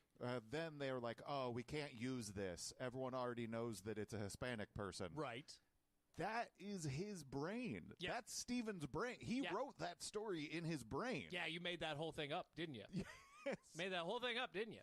And it's his defense. Yep. Pretend. Don't do this. If you're in a deposition, don't start expounding on your elaborate, unprovable theories about how the media hates white people. You're not going to be able to defend this. I genuinely don't understand. Beyond, like, the thought that I had was when I was in high school, I had a English teacher who every year would give us, like, at some random point in time, he would give us one test on these literary terms that were very, very specific, and their use is very, very specific, and you had to define them and then use them correctly, right? And I feel like that needs to be done with Crowder before we begin this thing, just as like what do you understand to begin with? Yeah. You know? Yeah. Because I don't know what you understand now. No. I'm not clearer on your ability to understand anything. The ability to engage with ideas in a way that makes sense, an ability to understand words, definitions, it's being illustrated that he has no competence, none, in that. Yeah, and it does seem to be like when you. There's an element of it that is evasiveness. Sure. That is like, I'm trying not to take responsibility for things, and so I don't know at this time. I don't remember at this time. Right. If he was using entirely evasive things to try and just walk through this a deposition, it would make sense. Yeah. But he's doing like, I think the media hates white people. Like, why are you doing? What are you doing? You have to be stupid. What are you doing? If you think that it's like this is a good defense for you to bring up. What are you doing in this setting? It can't just be evasiveness. He has to. There is an overconfidence and a stupidity mixed in here that is just shocking. Yeah, because the trap of the deposition is ultimately neither of us are going to tell the truth at the end of this. Nobody is going to just say, you made it up because it helps you with your agenda. Yeah. That's just not going to happen, right? So because the truth will never be spoken, there are plenty of evasive things you can do if you've prepared in advance for what the questions are going to be. Well, I think that if you're someone like Crowder and the business that he's in, you know that your audience is not going to be swayed by this deposition. They're already primed to believe whatever you say about it. So who gives a shit? It's Which not, is the part of the. This is why we're here. It's not a threat to you at all. So, like, the name of the game, it seems to me, should be don't give up more information. No own goals. Don't provide things that allow for follow-up questions that get off the point. Totally. Just, like, take the basest amount of responsibility and say, I don't know about a bunch of shit, and just go home. Crazy. Don't bring up your fucking weird white identity conspiracies about the media. Like, it's not... It's pointless. Yeah. Yeah, it feels like he thinks that a smart person in this situation would win the deposition. Right, and prove that the New York Times hates white people. Exactly, as opposed to what a smart person would do, which is like have a 10, 15-minute deposition where they said yes, no, yes, no, yes, no, and then left. Yeah. Yeah. Yep. Crazy. But he's not that guy. Nope. Let's walk through the chronology. All right, we have the shooting on May 6th. And on May 6th, we don't know anything about the shooting. There's no information on who the shooter was, his identity, his motivations, anything. You agree with that? I don't know if that's correct, and I don't know that the media was covering it that way. I believe they were covering it as a white supremacist immediately. All right. I think if you go back and you look at these events, what you're going to find happen is that the New York Times published from law enforcement sources saying that Mauricio Garcia had social media that had neo-Nazi ideation, he had tattoos, and that they were looking at a social media site, right? That's where all this comes from, right? Is this New York Times report. And on that day, as that's being reported, it's being reported that the guy's name is Mauricio Garcia. So what I'm trying to understand is what new information came to light that you say made the media change the narrative of its story? I would imagine that it's a Hispanic male being labeled a white supremacist, and that was why they didn't cover it nearly as extensively. Let me just make sure I have you correct. Do you think that the media was saying, that mainstream media outlets were saying that the shooter was a white supremacist shooter, and they did that without saying that he was Hispanic or given his name? I believe that they were reporting, my recollection is reporting that he was a white supremacist. And as it was circulating, this was a Hispanic male. The story was not being covered with the same zeal. Yeah. No, again, I'm going back to the idea of, do you believe that there were reports identifying the shooter as white supremacist that also did not include his name and a clue to his ethnic identity? There could have been. I don't recall exactly. I'm going by your timeline. Yeah. Okay. All right. But I do remember at that point in time, it was labeled the greatest domestic terror threat, white supremacy. And that was something in the media quite a bit. So what you have to understand is that media and all this that he's talking about includes dumb shitheads yelling on social media. Yep. So a lot of that informs what he believes the conversation in the press was around this time, and it is not. It is not accurate. Mark is laying out for him, like, this is where these articles were and when it published. This is the timeline. I know this because I prepared for this deposition and you didn't. That was the idea. Dipshit. Yeah. So, like, Stephen's trying to struggle with this. But if you really listen to what he's saying, this is the code. Yep. I will explain this fully. Yep.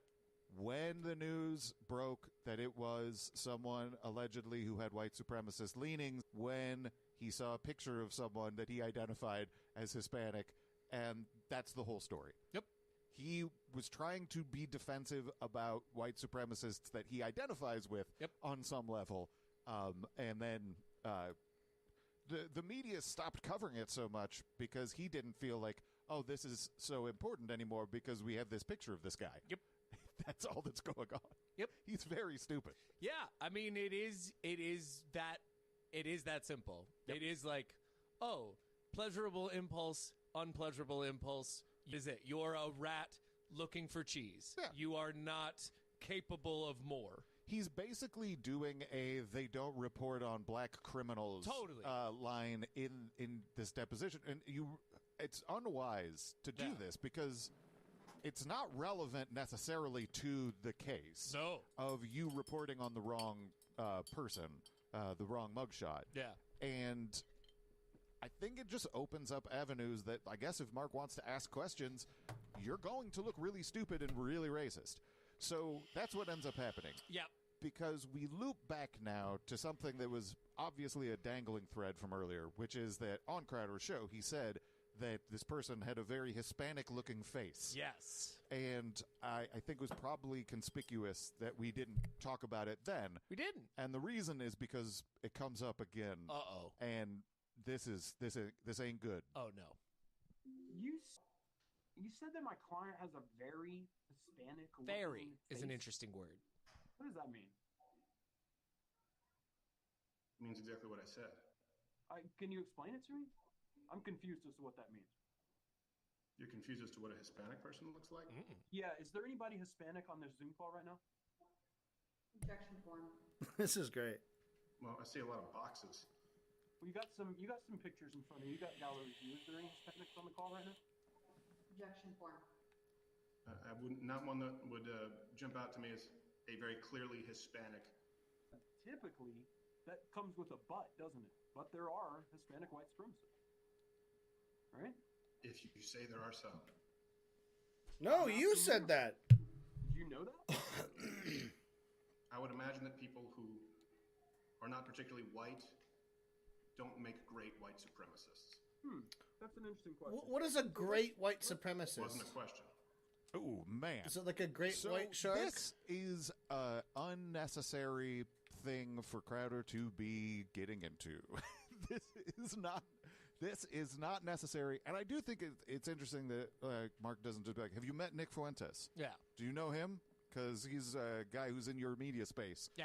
But so this is alarming because I think that it means that Steven really doesn't understand what Hispanic means. Not even close. And he has decided, like, I can visually pick out Hispanic people. Yep. And they're not white. They're not white enough. Yep. He has a definition of whiteness that he is superimposing on white supremacists and people who would have, white identity beliefs, which is wild. Yeah. Yep. I mean, it's hard not to think the man might as well have said, pale is the way that I know. Mm-hmm. Yep. I have a skin check that I do. I mean, it is wild. It is wild whenever you hear them actually say what they think.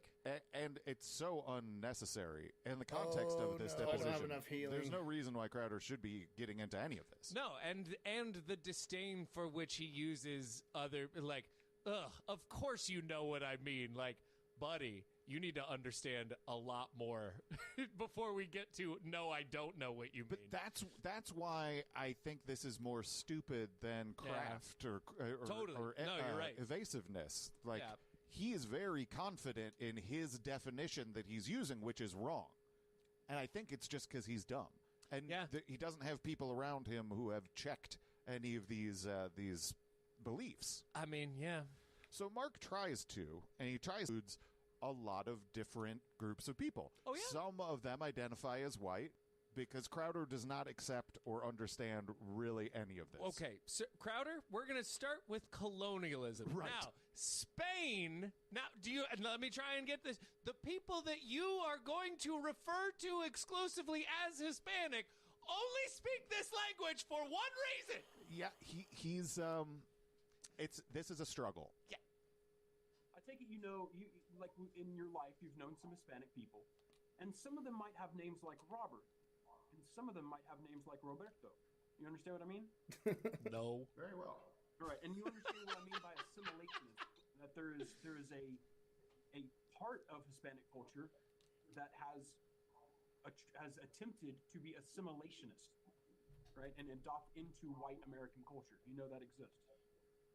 No. I understand that it exists with certain stuff. You understand that there is also another separate part of Hispanic culture which is non-assimilationist, which rejects an Anglo self-identity, right? Sure. And you understand that Hispanic identify as white, whereas other people in our culture do not consider them white. You understand that? Are you saying that some people identify as white and other people don't identify? Yes. Consider Yes, them that's white. true. Yes, I understand. Well, I understand white supremacy very well, that they would not include any of the aforementioned groups, which is why it's a repugnant ideology. Right. So what I'm saying is, He's like, he couldn't be a white supremacist because the other white supremacists wouldn't accept him. Like, there can be like separate white supremacists. There could be a white supremacist in one place and a white supremacist in another, and they may never even interact with each other or ever talk to each other at all. It's a ridiculous fucking little argument of like, well, white supremacists would never accept them. It's like that's what he's saying, that they view themselves as white and they are also white supremacists. Woo! Come on, Stephen. you already knew when broadcasting the show that not only do some Hispanics identify as white. Let's go back. When I talk about like cultural litigation, for instance, the real shooter. Let's talk about the real 33-year-old Mauricio Garcia who committed this crime, right? That person very well might consider themselves white or considered before their death. But you, correct? Objection form. Would I consider a Hispanic-looking male white? No, I would consider them a Hispanic male. Do you know what the real shooter looks like? What the real shooter looks like? Mm-hmm. It is my understanding that he's a Hispanic male. Well, I'm asking you, does he have a very Hispanic-looking face? Objection form. Called it. I was there. I knew it. He looks Hispanic, yes. Okay. You understood when doing your broadcast that not only do some Hispanics identify as whites, some identify as neo-Nazis and whites, right? No. You didn't know that. That was new information to you. I believe if you watch the show, it was comical information. You found it funny that a Hispanic person, in an attempt to litigate their own whiteness, might associate with white supremacy and white supremacist ideas. You thought that was funny. I find it comical that someone who No, would not be accepted I didn't mean to do racist that. white supremacists in any way, shape, or form would identify. I didn't mean with to them. do that. I mouse You really in slipped. touch with how racist white supremacists might view certain people? Is that something you... Oh, I'm fucked. I'm fucked. Are you asking me personally? Or Yeah. I Yeah. think Princess I don't know Peach how you- might survive I know there the are round, Hispanic hopefully, white supremacists. That's a thing but that she might exists, die this right? round. I know that. I know there are because I neo-Nazi didn't white select the right thing. I supremacists meant who to have get a Hispanic move background, boost. right? I'm talking about my game. I meant to select the move boost to move Princess Peach out of there, but my thumb kind of moved over and I gave her an immunity charm, which is not going to help me. It's not going to be immune from the Goombas.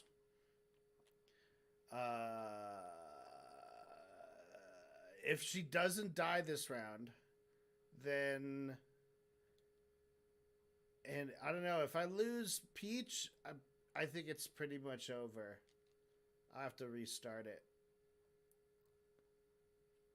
Let's get the Wild Claw. All right, let's keep listening. And I think what you're saying is that that's actually not possible because no white supremacist would ever associate. Objection form. So I guess what I'm getting at is... Correct. As a general rule, white supremacists tend to be quite racist. Right. I get that. And Hispanic white supremacists also tend to be quite racist, don't they? Objection form. All right. I know that Hispanic Survived. people can be racist as anyone can be racist. I'm asking you specifically, though, about Hispanic white supremacists. Can be very, very racist, right? Objection form. I would imagine if a Hispanic person identifies as a white supremacist, that they would be quite racist. I think we can agree there. So let's just drop it at that, because we're not going to figure out any other truths here. This guy doesn't know shit. It's very strange. This just entire he seems ignorant of everything. Yeah. He seems just completely unequipped to even discuss this subject in a meaningful way. I would not read a book at the 5th grade level with him. Mm-hmm. I don't believe he's capable of understanding it. I'm not confident he grasps concepts like ethnicity, Period. race. No, history. I don't think he understands what white supremacy is. Geography. When you talk about it in a meaningful, serious way. Yeah. I think that he's equipped to put on costumes and maybe do publicity stunts here and there, get punched by a union worker. Like, that's about all I trust him with. Yeah. Any kind of handling of information, he has shown himself to just not be up to the task. Yeah, I believe that he would be capable of eating worms for a small amount of money. That I would trust him with. Would you trust him to figure out new ways to eat fried worms? Absolutely not. Okay. No. So was that at a 5th grade level? Creativity, not going to happen from him. Okay. Yeah. So he is. There's an issue where it's like, I don't define this person as white. Right. And so, therefore, they are not. Right. Could you stop right there? You shouldn't be defining anyone as anything. All right, we'll continue. Next question. That's something that I think is very irrelevant to the case for the most part. But Mark has elicited in a way that Crowder should be very uncomfortable with. Yeah. Like, this illustration is bad. So another thing that's illustrated here in this next clip is that the media did not lie about the shooter at all. Ooh, that's going to be a struggle. And Steven's whole thing is like, we're covering the media's lies about the shooter. Right. And he can't think of anything that was actually a lie. The idea here was you had information on this shooting and you were going to show the lies of the mainstream media. But when it comes to the identity of the shooter, you were incorrect about that. The media wasn't lying, right? All the other information was correct, as you listed, as far as person. And the image was incorrectly sourced from other reporters before us, which is why I'm not talking about what you did. I'm talking about when it comes to the shooter's identity. The media didn't lie. The mainstream media outlets that you identified, they didn't lie. Well, Objection form. Right? I believe they were misleading. Yeah. In what way were they misleading? In saying white supremacist and then abandoning the story once they realized that the person was Hispanic. Even if you may say so, but the media decided that it wasn't a story they wanted to cover as much. We got it. All right. We got him. They have an idea of what a white supremacist looks like, I would imagine. Right. Well, I want to... Right, and he didn't look like my client, did he? Objection form. White supremacists wouldn't look like someone who looks Hispanic. I'm talking about the actual shooter. And I know that you're hesitant to call him a neo-Nazi shooter, but I'm going to call a chair. He's a neo-Nazi shooter, right? And that neo-Nazi, he doesn't look like my client. Objection form.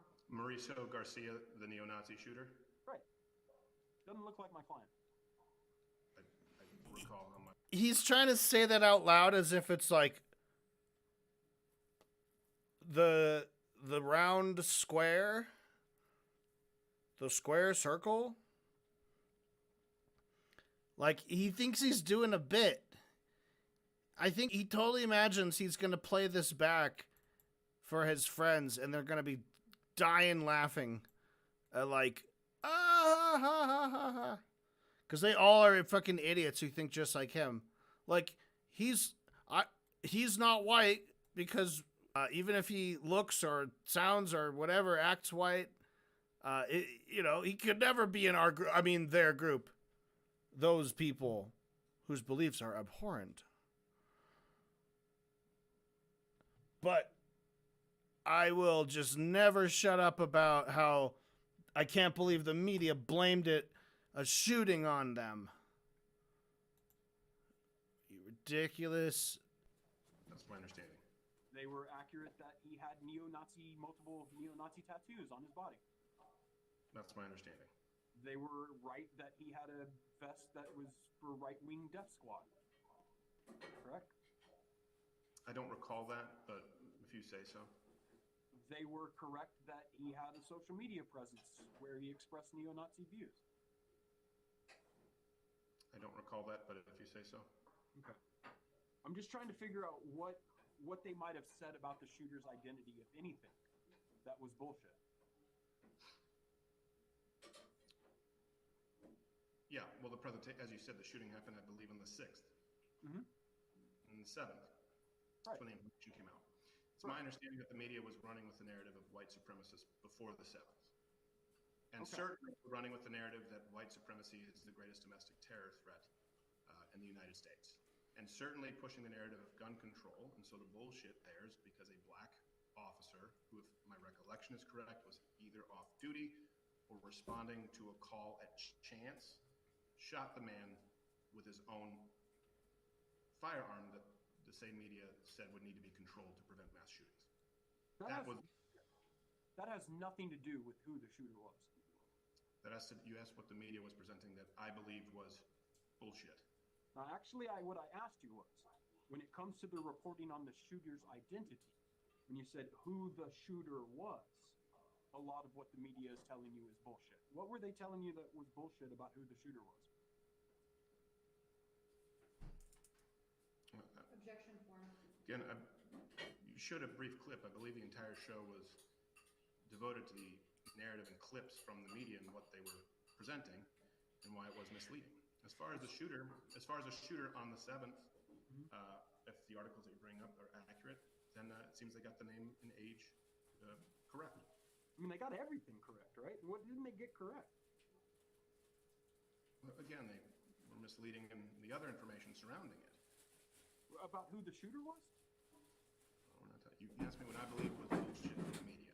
Again, I'm going to tell you again what I'm asking you is when you said who the shooter was, a lot of what the media is telling you is bullshit. When it comes to who the shooter was, there was nothing that was bullshit, was there? I don't know about their, again, initial reporting, which would have been the 6th. So, Crowder is desperately trying to cling on to what was bullshit was this guy looks Hispanic. Yeah. He looks not white to me. This picture that I found justifies me being defensive about white supremacy, white identity, shit. Yeah. Like, that's what the media wasn't reporting. The media wasn't alleviating my white victimhood grievance feelings in a way that I felt sufficient about. That's what he's saying, essentially. Right. There was nothing that was bullshit. The media was reporting that his name was Mauricio Garcia. The media was not ignoring or hiding the fact that he was a Hispanic male. It's just that Steven Crowder saw a picture that, to him, slotted into non-white. Yeah. And that's what he felt the media wasn't covering. Yeah. Yeah, Crazy. Because when he asks who the shooter was, you and I and Mark and people who understand words understand he's talking about who the shooter, the specific individual, the actual that the shooter was. Yeah. In the act of being at the time, right? Whereas what Steven Crowder is understanding who the shooter was to mean is a more abstract in the sense of, like, the shooter was not a true Scotsman. Yes. Because the shooter shot. 1,000,000%. Right? It is essentially like the media was lying because the media wasn't telling you that actually white nationalists are nice, and this guy is an aberration, and so thus can't even be called a white nationalist, Right. because he's bad. Every shooting should essentially be covered by saying white people are cool. That should start with white people and guns are cool. Yes. White people and guns are great and should be the most important things in the conversation at all times. Because if the media doesn't clarify those things Right. explicitly and point the finger somewhere else, Right. then what they're doing is trying to push this agenda. Right. And that's dumb. By That's really observing a strange. thing, they are making me feel bad. Cool, man. I demand they look elsewhere. Sounds like that's about you. Or lie to me. I demand the media lie to make me feel better. Yeah. Yeah. So I think that what you're talking about is totally right. That there's this abstract idea of the shooter Yeah. that is really what Steven's talking about. Right. And there's just this breakdown because I think that we're looking at Right. And for him, it's tactical. Yeah. It's all a strategic game. And that's what people believe, right? If something is front page center news, and we know this, how the media works, front page center news, white supremacists without that information, a narrative, Center gun control news? before the body is assumed room temperature, the information goes up in an article that people don't read to the same degree, people still believe the preconceived notions from when the media was initially reporting.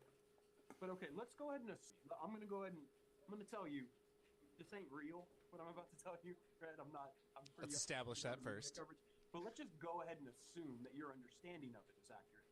That on May 7th, the media reported that he was a white supremacist, and that was the only fact they reported. They didn't report that his name was Mauricio Garcia or that he was Hispanic. All right. Assume for me that happened. It didn't. Or May 6th, yeah. Or May 6th, right? Good. I can tell you the shooter's name was not known on May 6th. There was no information about. No, not the shooter, but the idea of a white supremacist shooter. Yes. Right. That either. Right. None of that even happened. Right. But go ahead and assume for me that it did.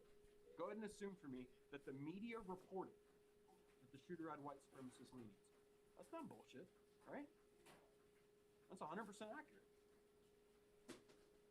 right? If they reported that he had white supremacist leanings, Mauricio Garcia on the 7th, sure. Right. So again, about the shooter's identity, about who he was, there's nothing they said was bullshit, right? I disagree. As it relates to the story at large, I disagree. I think a very Again, important. not asking you about. I know that we've been talking about this idea that there was a gun control narrative and that there was a cop who shot him. So therefore, that invalidates gun control in some way because there was a cop with a gun. So I mean, I'm not sure who's trying to regulate cops having guns or how that ties in, but I get that that's a whole separate discussion, right? But what I'm saying is in terms of the media's identity of the shooter, the details that it reported about who the shooter was and what his background was, what his belief systems were, none of that was bullshit and never was. Right? Yeah, I don't know if that's true. All right, so again, trying to focus down so you can tell me because this is my chance to get to I was just thrown because he said he didn't know anyone who was trying to regulate cops with guns and it was an off-duty officer with an AR-15. I find that difficult to believe that you are not aware of that. So I thought this was taking place in good faith. No, like, wait, so no, and I mean, I am unaware of that. Are you saying that there's some sort of legislation in the works to make it so that off-duty officers don't have access to their weapons when they're off-duty or something like that? Objection form. Are you? Yeah, I'm Are you being not- serious, man. are you Yeah, not- I don't know about any legislation like that. Are you not aware of the movement for non-lethal tasers to be used by officers? I mean, No, yes, I don't believe very, it's. very well known, and of course, whether you're on duty or off duty, those weapons, yeah, were being included in a list of weapons that should be a part of gun control, which was used to stop the Hispanic shooter who was presented as white supremacist. There were important components to the story, and I believe the media was being misleading about that. Extremely fascinating line of inquiry that we could get into on all of these issues. That if we were in any other situation, I would love to talk to you about the vagaries, incredibly relevant to what I want to ask you about today. All right. And so, what I'm really the shooter's identity, his belief systems, his backgrounds, everything about who he is. Right. I believe you everything about who he is, right? I believe you told me that when I said that This story has to be used in a way that Stephen perceives as making white people feel bad or arguing for gun regulation. Stephen's coverage centers entirely around countering what he believes is the media's anti-white, anti-gun script. So if he sees a picture of a guy that he thinks looks too Hispanic to be a white supremacist, that's perfect to report. It doesn't enter his mind to fact-check this mugshot because the truth or falsity of it doesn't matter. It's an effective prop in the moment to attack the imagined media script, so it's going to be used 10 times out of 10. Stephen doesn't really even dispute that this is the case. It's just impossible for him to substantiate, and this ends up sounding really stupid. He can say the media covered this a lot when they thought he was a white supremacist, but stopped when they found out he was Hispanic all he wants, but that's just based on his feelings. Mark can explain media coverage of the shooter's identity all day long, and it won't change the fact that Stephen felt like he was being attacked when people said that the shooter was a white supremacist, and when Stephen learned that the shooter was Hispanic, he felt vindicated, because according to Stephen, no Hispanic person can be a white supremacist. He's just pretty stupid and racist, and if there's one thing this deposition really highlights, it's that there's no way to diagram sentences for someone like Stephen. Explaining what words mean to him is like playing tennis against the drapes.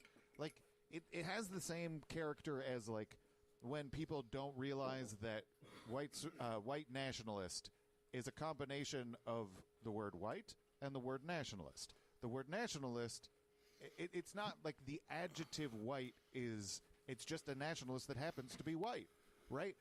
They refuse to understand these words having a compound meaning. Yeah. And that's the same sort of thing that Stephen is embodying, and you can't get through that with explanation. Yeah. I mean, because essentially he's trying to signal in his base way that our reality simply will not coexist. Mm-hmm. Like, what your reality, as you understand it, is large enough to hold mine, right? There's my reality, and I'm filled with white nationalist rage that's based on bullshit. Your reality is big enough to also have other stuff and conceive of my white nationalism. But what you don't understand is that my world is not inside of your world. Mm-hmm. Our worlds are separate and at odds with each other. Right. No amount of your language will ever matter to me simply because we don't occupy the same world. And yours is inherently destructive to itself and everyone else. Yeah. But, like, there's a... All right, we're going to keep listening to this. I think I'm going to continue on to Premium Floor 2. This is going to get incrementally harder and harder as they go on. Level 1 wasn't too bad. I had some close calls, had a couple KOs, but I got through it just fine. So now we're just cranking up the difficulty just a little bit. We actually have the same team almost. Actually, no.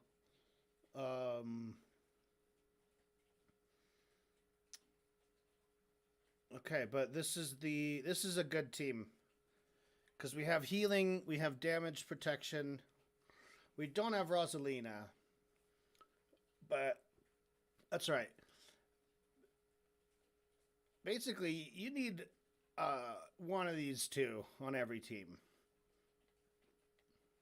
And if you have both of them, this is going to be pretty good. This is going to be pretty easy. Because she has healing, she has damage protection, and, you know, using those together, we can get through a lot of tight spots. And we've got some very good spark loadouts. We've got the 2 summons, Wild Claw and Squashette. So that's great. That's a pretty lucky. Again, we just get random loadouts every time. Sometimes you don't get any very good sparks, and then you have to kind of try to get them. Sometimes they're rewards for different levels. So here we go. That's one example. There's the Spark Gargantufan. And Gargantufan is a very powerful spark. It knocks down all the covers and destroys everything in all directions and throws enemies outward. So I might want to go for that. I think I will. All right, let's keep listening. We're about to finish this episode, and then I'm gonna probably go to the previous formulaic objections and kind of do the same thing we've been doing the whole time. All right, here we go. Even if you are aware of that and recognize that, everything in Steven's life has enforced that this is the right way to go about things, and that his reality is good. Yeah. Because he's made tons of money and gotten super famous on a very low level of skill, talent, or wisdom. Yeah. So why would you challenge these ideas? No. They've been proven in the field. Yeah, it does feel like listening to some of this, it feels like when you see a sprinter, like the fastest off the block idea is removing thought. And just your body reacts instantaneously without you having to be like, I heard the gun, now run, that kind of thing. And some of that, like the way he was like, oh, I heard you say something about the cop. Like that was pure. He could not control that. He couldn't have stopped himself from doing that. Yeah. His body is trained to just react in that instant. Yep. And it's the way, I don't know exactly what the right word is, but it's pedantic, and it's the game that he plays on college campuses and on his own show that is fucking successful. I mean, you see Alex doing the same thing in depositions. Like he does his throw out a million topic strategy because that works in every other setting. So why not use it here? It doesn't work. Absolutely. No, it's prickish. Yeah. He's a prick. And Mark, in that case, is engaging with the sort of childish, going off on a little bit of a tangent, and then brings it back around to like, this is great, and we could talk about this, but it's not really important to what I'm trying to ask you about. Yeah. Which is, again, treating him like a child, which I don't think is unearned, but also hard. No, our realities share only one Venn diagram point, and that is that we exist in this room together. Beyond that, when you leave this room, I won't exist. I will exist as Democrat lawyer. Right. I won't be a person. They will exist as blankety blank person. It just doesn't. We don't coexist. Stephen, one of his main points is that the media changed their narrative when they found out that this was a Hispanic person. One of his main lies. Right. Yeah. Defense mechanisms. Right. Rationales. But it turns out that he actually kind of changed his narrative. Hey, what are you going to do? Things went along. So in the middle picture videos, we see that those episodes were the ones in which, or episode, was the one in which you used an image of my client as the shooter, right? It would appear so. Now, the episode the next day, what you're showing there, that's a picture of the real shooter there with his Nazi tattoos, right? To the best of my recollection. All right. And once it became clear to you that there was images out there of this person with neo-Nazi tattoo, report was to say that intelligence agencies might be involved in this shooting, right? Objection form. I don't recall referring to it as a psyop. Okay. Do you have any idea why you thought intelligence agencies might be involved? Is that something you thought? I don't recall, but it wouldn't be surprising. Explain that to me. It wouldn't be surprising for U.S. intelligence agencies to be involved in this neo-Nazi mass shooting? That's not surprising?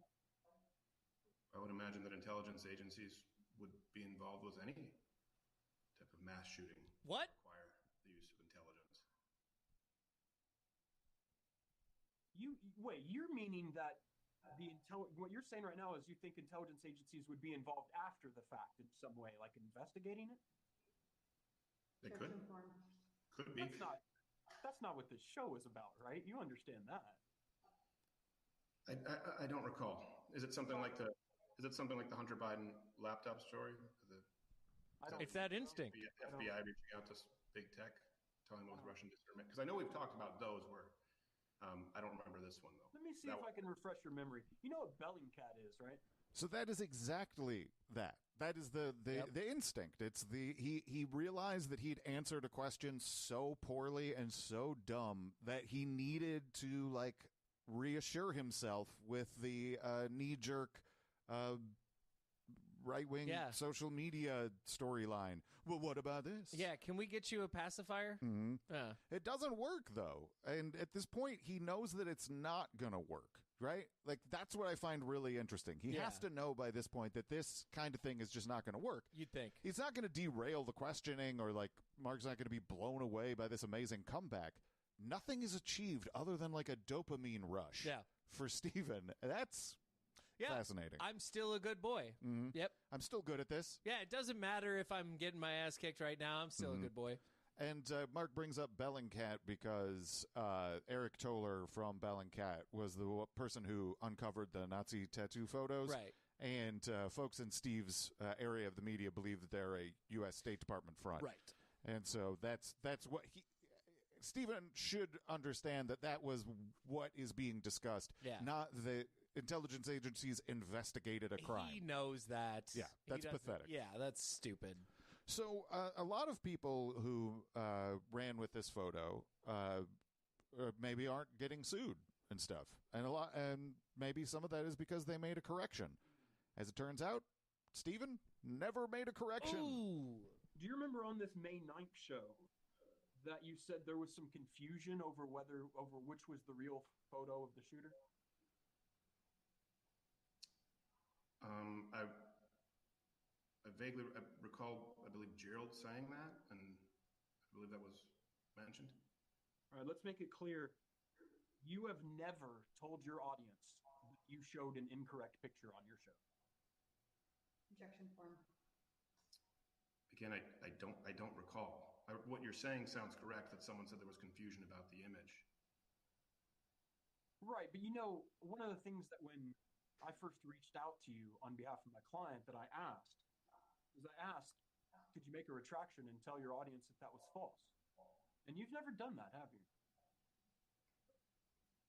I don't believe I've ever communicated with you before today. Well, I've certainly written you a letter. I don't believe we've ever communicated, you and I, before today. Huh. That's interesting. So have you and I spoken before today? He didn't say spoken. He said he wrote you a letter, you dick. This whole Odyssey He said, hey, I wrote you a letter. It's like, well, I don't believe that we've ever spoken. Are you saying that we talked in person? Dick, I just said I sent you a letter.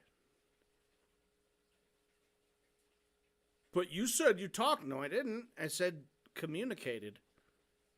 And then I said by letter. You don't get to squirm out of that by being like, but you never talked to me, liar. You fucking dickhead. Jesus. And when I wrote a letter on May 22nd, 2023, addressed to you and your company, that first informed you of all of this and then asked you to make a correction. Let me guess, you don't recall it this time. I bet he's going to say, I don't recall any letter. I don't recall ever hearing any letter from you. Objection form. I'm just trying to. So you're saying that I responded to you directly? Oh, now it's like, oh, wait a minute. You're saying I responded to you directly? All he said was that Mark said I sent you a letter. And you're like, but you didn't talk to me. No, I sent you a letter. But I didn't respond to it. I didn't say that. I sent you a letter. Jesus Christ. I don't think you ever responded to me. Okay. Objection form. So I don't believe you and I have ever communicated before today. Well, I mean, I would say sending you a letter makes it a communication. I would say that, yes. So what I'm asking you is... I don't recall ever myself reading a letter from you. I don't. Okay. And so making a retraction, was that an intentional choice on your part? Objection form. That letter or that request being made from you, The only thing I recall is, again, my staff saying there was some confusion and that being addressed on the show. Right. And part of that show was, in fact, to express your doubts that these images of the shooter with neo-Nazi tattoos were real, right? I don't recall. Well, that's unfortunate. I don't know if you get to just say, I never got your letter and get off the hook for not responding to a request for retraction. I mean, but I guess it's worth trying. I'm just saying, as a lawyer, I'm going into a deposition wearing a necklace of teeth. Crowders. Yeah, I think that it just looks bad. And I think that being I've never talked to you is such a, like, I feel like he thinks he has technicalities or something, and they're just not real. This is the type of thing where I hate to be an old man, but this is the type of thing where it feels like your mom has taken you to speak to the teacher. Yep. And if you had a mom that was going to help you grow into a good adult, that mom would, like, wrap your knuckles with a ruler every time you were about to talk shit.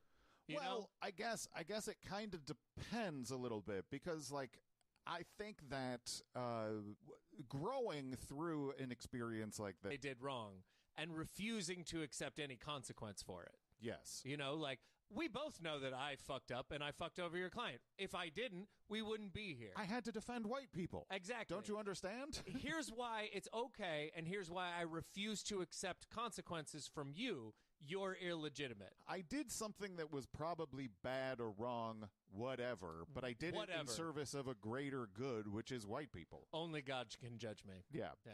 So we end on a somewhat disappointing note where... because he has all of his teeth. And not only does he have all of his teeth, he has no awareness of why this is even happening. Of course not. You would agree that this photo should have been investigated more fully before it was put on the air. I would agree with that being the case, if not reporting on someone else's reporting and pointing out to people the source of the recording. That is something that we have to do very often. I want to make sure I get this, to make sure I understand this. It is your belief that if you have a media organization, Today News Africa, we'll call that a media organization for these purposes, right? If you hear the little sniff when he's like, hear the little sniff when he's like, okay, so in order for you to publish a picture of someone, all that has to happen is that it was published on another media, and then it's okay to publish it. And he's like, no. He's like, okay, well, what else has to happen before you publish that picture? What picture? What do you fucking mean, what picture?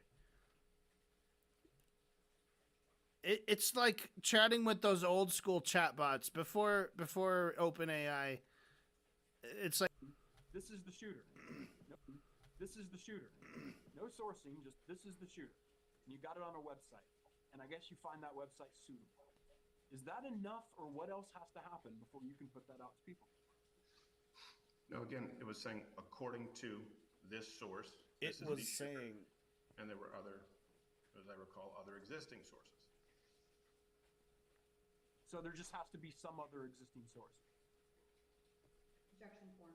I'm just trying to get them all. So what we have is that would be a minimum, that there would often have to be at least more than one place that there would often have to be at least more than one place that is seen.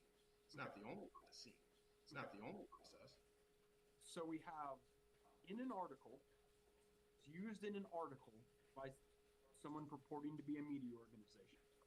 And then if you see it somewhere else, then we're done. We can put it on the air. Nothing else needs to happen. I didn't say nothing else needs to happen. What? You would have to cite the source and say according to them of information that exist. And you have to give them credit and say according to this person, because that's the information that you have available at the time. All right, so now let's put that on. And then make it publicly available. So as long as you have a website that covers news that you find suitable uses the image, and then you see it somewhere else, and as long as you say that you got it from the source you got it from, Today News Africa, that's all we need to do. Now we're done. We can put it on the air. Right? Objection form. No. Something else. What else needs to happen? It depends on the story. What needed to happen here? I couldn't tell you what needed to happen here at that moment in time. That's a shame, because that is literally what I came to ask about. But I think that will call it a day for today. Thank you for your time, Mr. Crowder, and see you soon. So that is basically a moment where you're offering have you thought about this at all? Do you recognize what mistakes were made and how they could not be made in the future? Do you care at all about the harm that was caused by the care of? And there's just a refusal to engage even with the idea. Yeah. And that be in that space and still act like a person. Like you can still be like, hey, person. Like you can still be like, hey, look, we make mistakes. Yeah. I'm really, here's a correction. I mean, all of that kind of training is based on stimulus and response. Sure. And so you'd think that being sued and going to a deposition and having this unpleasant hour and 45 minutes of your life Right. is going to be the negative stimulus that corrects the behavior or is... But that's what I'm saying. That's the reality of we cannot actually coexist. Mm-hmm. Because in this world where you live, that is an experience that will cause you to change your behavior. Uh-huh. If it is not an experience that will cause them to change their behavior, it is because it is not an experience in their world. Yeah. You know? Yeah, it's not sufficient. Yeah. It might be good, but it's not sufficient to change the behavior at this point, it appears. And I think that based on listening to Steven, I don't know what would be. Cesar Millan. Maybe. Yeah. I think that a lot of the times we come away from a deposition with something that's kind of interesting or revealing about the case or the person or something. And the only thing that I really feel after watching this is that Steven is way dumber than I thought and has an entrenched racism that is Newsmax one was insightful into how a lot of this bullshit works. Yeah.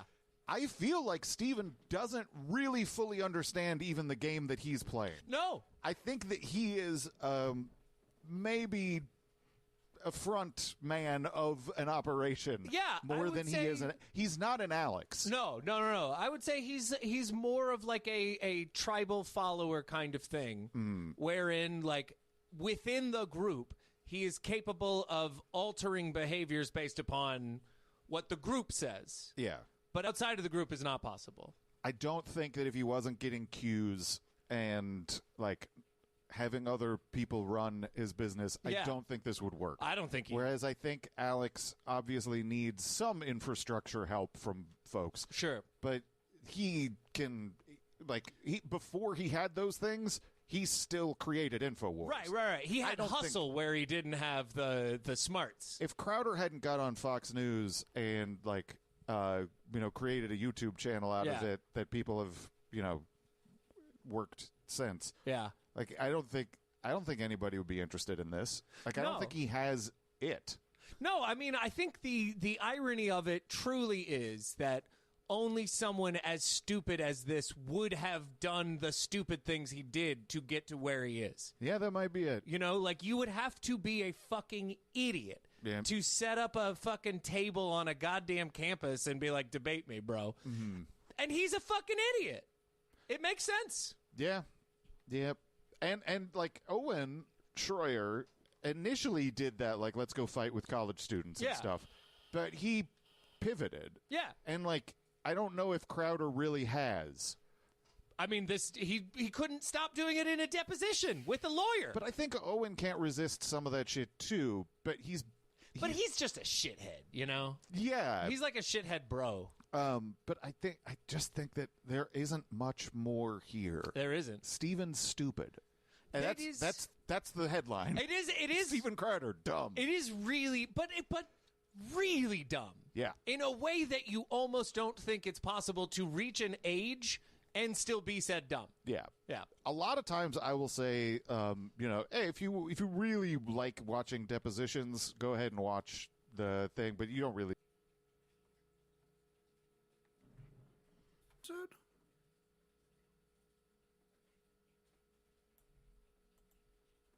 No. There's a little bit left, but.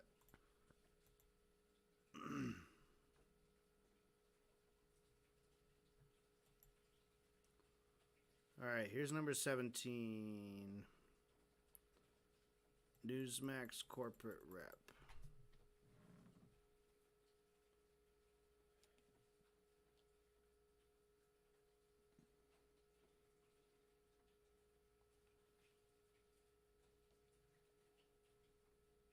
Internet.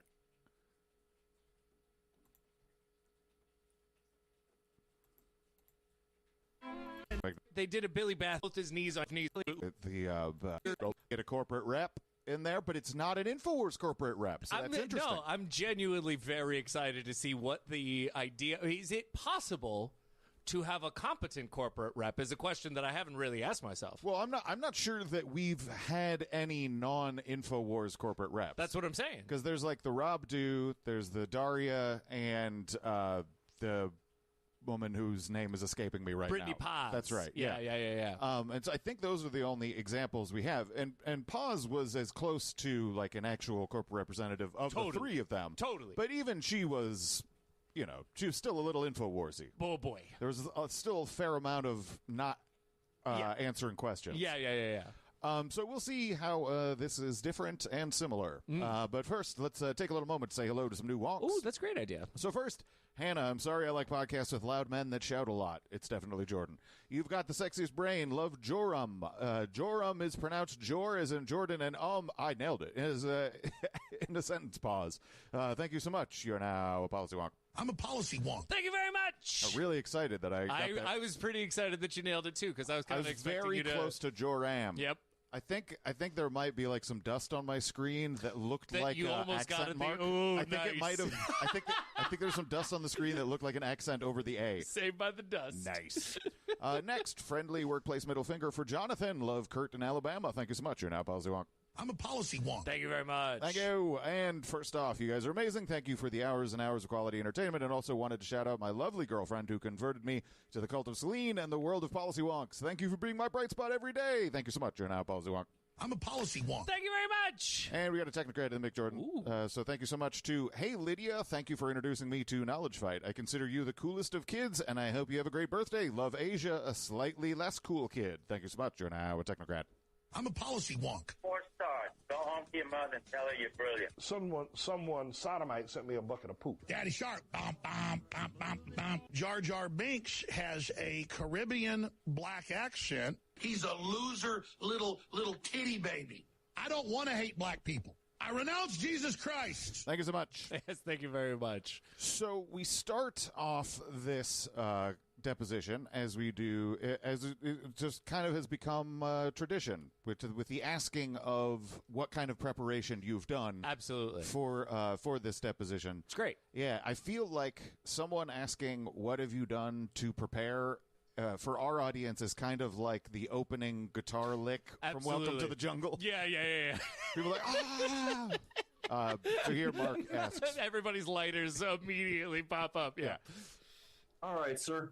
Can you give us your name and your job title? Yes, it's Andrew Allen Brown. I'm the Chief Operating Officer of Newsmax Media. All right, sir. When were you first told that you would be given this deposition? About 3 weeks ago. About 3 weeks ago? 4 weeks ago. Did you meet with your attorney about this deposition? Yes, I did. How long did y'all meet? Over several meetings, we probably met a total of 5 to 6 hours. Okay. Did you talk to anyone other than your attorney about the subject matter of your testimony? Yes, as part of my research for the questions at hand, I talked to several producers as well as managers who were involved in this subject. Okay. Did you review documents in preparation for the deposition? I did, yes. I looked at emails on the topic. I also looked at show rundowns as well as links to articles that showed the same photo and story that were prior to us publishing. And do you feel like today you are prepared to talk about the 4 topics you've been asked to testify about? Yes. Okay. So right off the bat, you can tell the difference between this deposition and one featuring an InfoWars character. For whatever you want to say about them being a horrible outlet full of the same kind of bullshit, Newsmax is an actual company. They operate like an actual business, not a single talent sideshow act meant to create shell companies to sell supplements. Their COO, Andy Brown, is obviously a shit and a bad person because he continues to work in the job he does at the company he does, but he's also a business person. When there's a need for someone to appear as a corporate representative, he understands what that means and has done way more preparation than we've ever seen an InfoWars person do. Yeah. He's representing that he's spoken to producers and looked into the matter in question in order to provide answers as the company, which is what your responsibility is in this case. Yeah. So that's refreshing. It makes sense. I was thinking about this, and I realized that, like, for me personally, it makes more sense to not know anything because then I will not be asked to do it again. Right. You know, they'll have to get somebody else. This guy seems like a guy who should be giving one of these depositions. He's a COO. Yeah. You know? Yeah. Yeah. In general, he feels like he's on top of things. That makes sense. Yeah. And in the context of, you know, like being there as a corporate representative, again, like if you're there as a person, right, it makes sense to hide behind, I don't know. Right. But that's unacceptable as an answer as a corporate representative. Because it's factual. Yeah. That we have information and for. I think he gets that. Yeah. And it comes out in just kind of like, we can't argue over side issues. I like that. Which leads to a fair amount of admissions. This is fascinating. You understand that on 6/2023, a neo-Nazi mass shooter killed people at the Allen outlet malls? Yes. Okay. You understand that on May 8th, 2023, Newsmax covered that shooting? Yes.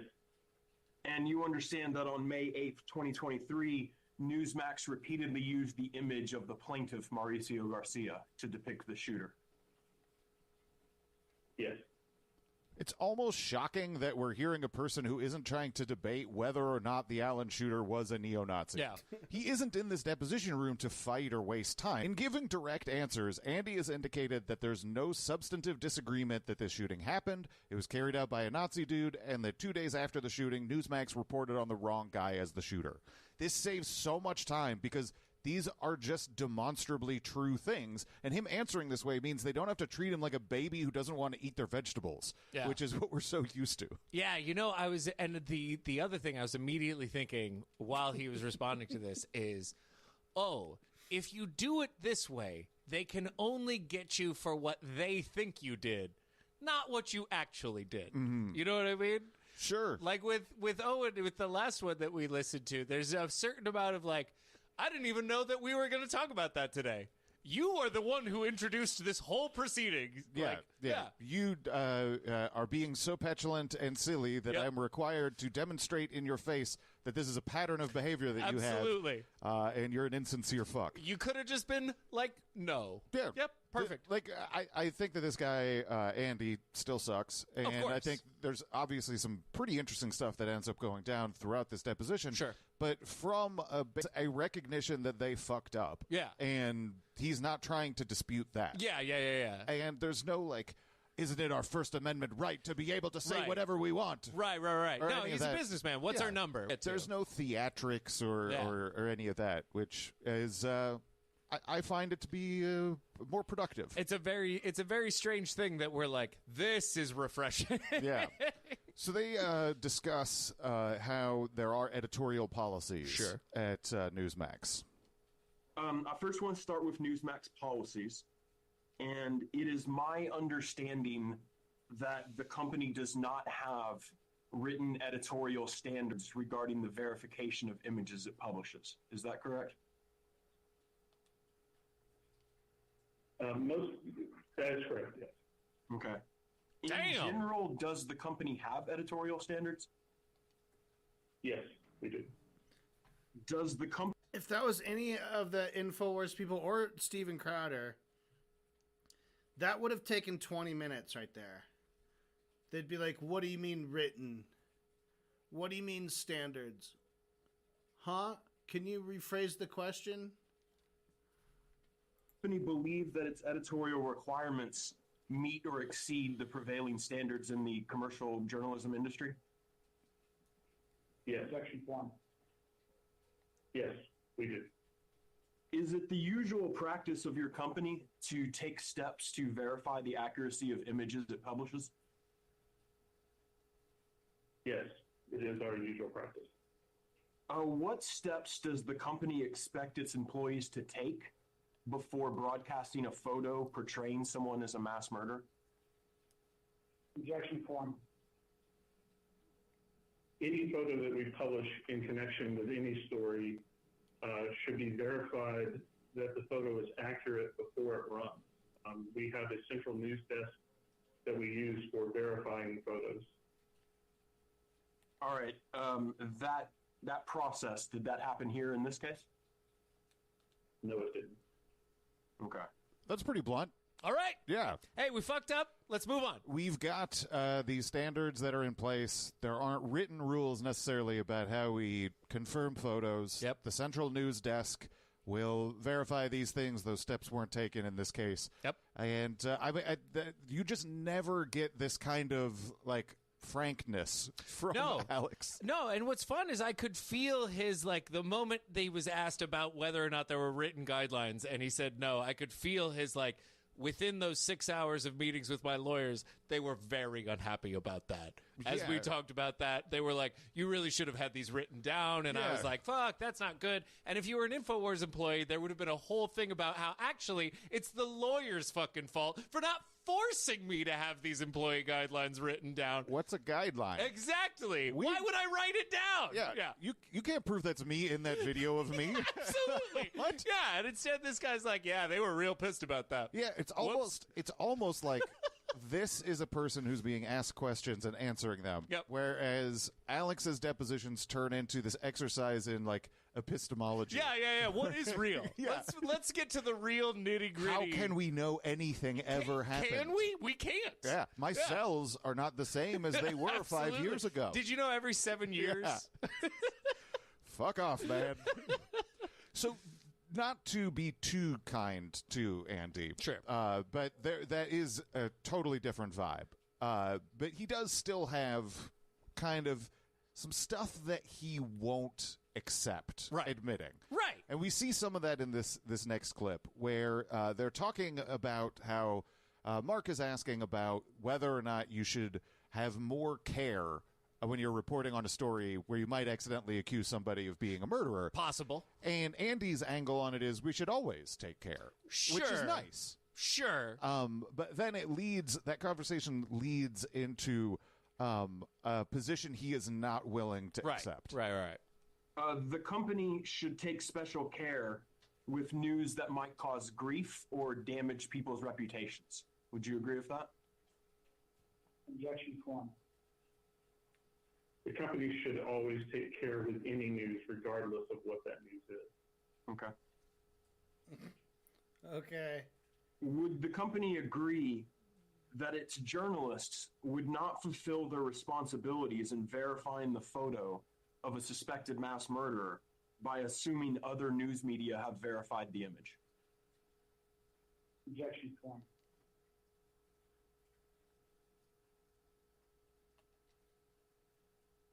Can you rephrase that question? Sure. The question I'm asking is if the company agrees that a journalist for the company would not fulfill their responsibilities in verifying the photo of a suspected mass murderer by assuming other news media have verified the image?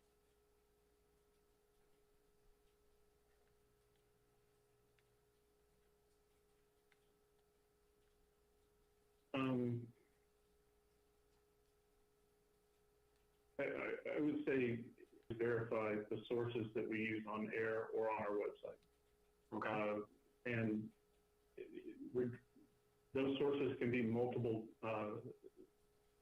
They can be multiple places. So, we can. The best is someone involved in the investigation, which didn't happen. Okay.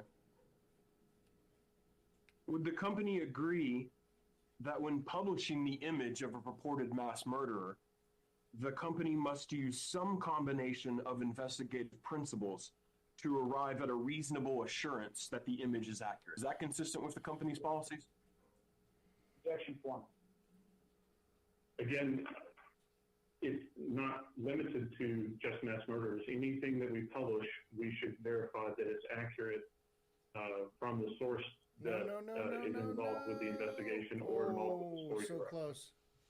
And you would agree with me that in this particular situation, the company published an image without a reasonable assurance that the image was accurate? Objection form.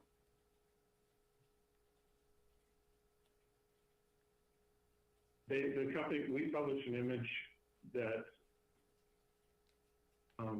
we had not verified with the investigators in charge of the shooting. And would you agree with me that in doing that, the company did not have any sort of reasonable assurance that the image was accurate? Objection. At the time we published the image, we thought it was accurate. I understand that somebody thought it was accurate, but when they arrived at that conclusion, they did not have a reasonable assurance that it was accurate, correct? Objection form.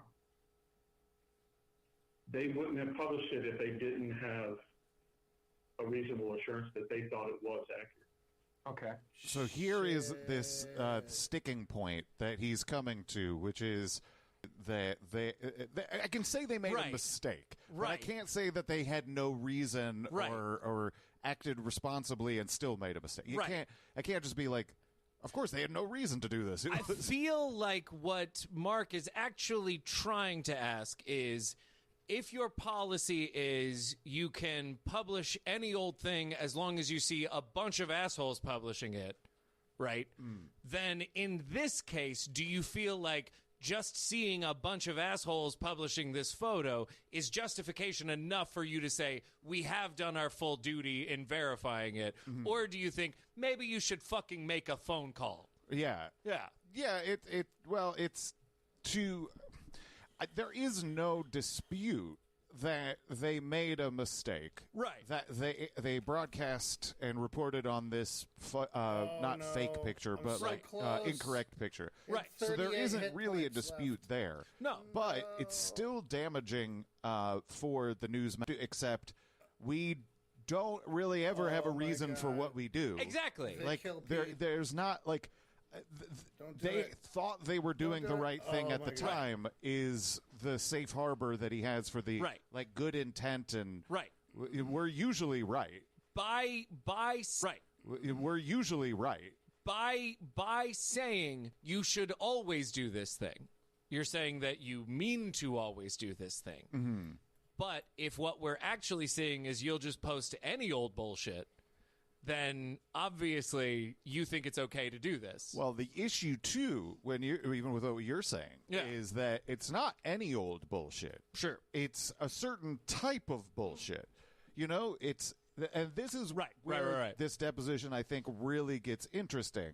Is the selective way that critical thinking is used. Yeah. And so that, and not used. Right. Yeah. And that leads us into bringing up of an email from Chris Wallace, the head of the news department. Right. And he has some very interesting things to say in the aftermath of the Allen shooting. I'm listening. I want to talk about this. I want to talk about the circumstances surrounding the company's acquisition of the photo and its decision to publish the photo. And primarily, I want to talk about how it ended up on Greg Kelly's show at 9 p.m. on May 8th. So I want to go back to that date, May 8th, 2023. And first, I want to show you an email that was sent that morning. Can we bring up tab 1?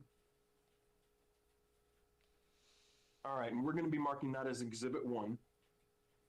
Now, I'm showing you Exhibit 1 is an email sent from the news desk address to producers and reporters. Do you see that? I do.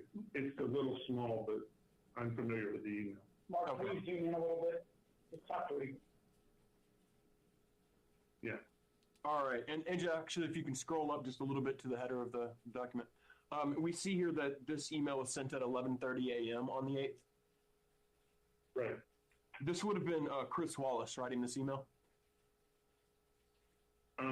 Yes, I would assume it's Chris Wallace since it came from the Newsmax desk. Chris has several people who work for him. Now, Chris Wallace is the Newsmax news director? That's correct, yes. Okay. The subject is guidance on Brownsville and Allen, Texas? Yes. Okay, and you are familiar that in the previous days to this email that there were homicides both in Brownsville and Allen, Texas? Correct, yes, I'm aware of that. All right. In the first paragraph, Wallace says, do you see in the second sentence, we as a network need to be very careful about parroting any reports about subjects in these incidents. Do you see that? I do. Does the company agree with that statement? Yes. Okay. He then says that these reports are more often than not, perhaps invariably, later repudiated. Do you see that? Objection form. Yes. Okay. And when he says that they are more often than not, perhaps invariably later repudiated, what that means is that they turn out not to be true, right? Objection form.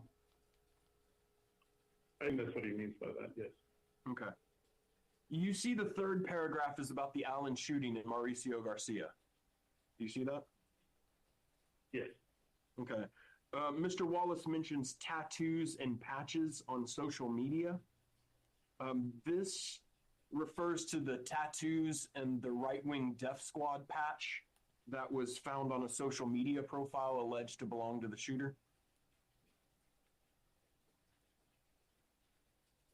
Is that a question, or are you making a statement? Yes, I was saying, were you familiar with that? That these references to tattoos yes, and I'm familiar with the references, yes. Okay. In the fourth paragraph, Wallace says, we reduce ourselves to MSM status by repeating unverified and likely patently false statements and creating a distorted picture of what happened. Do you see that? Wow. Fascinating. Yes. Okay. MSM that's an abbreviation that y'all would use for mainstream media? Yes. Okay. In the last paragraph, Wallace says, treat everything we've been hearing about both of these cases with caution, please. Does the company agree with that statement? Yes. So this email from Chris Wallace is really interesting because at first it looks like he's cautioning against doing the exact things that ended up getting Newsmax sued, but in reality it's not. This is Wallace telling the staff not to report on these kinds of immediate, unverified news items that always end up getting disproven in time. But specifically, he's telling them not to report on the Nazi tattoos and the right-wing Death Squad patch.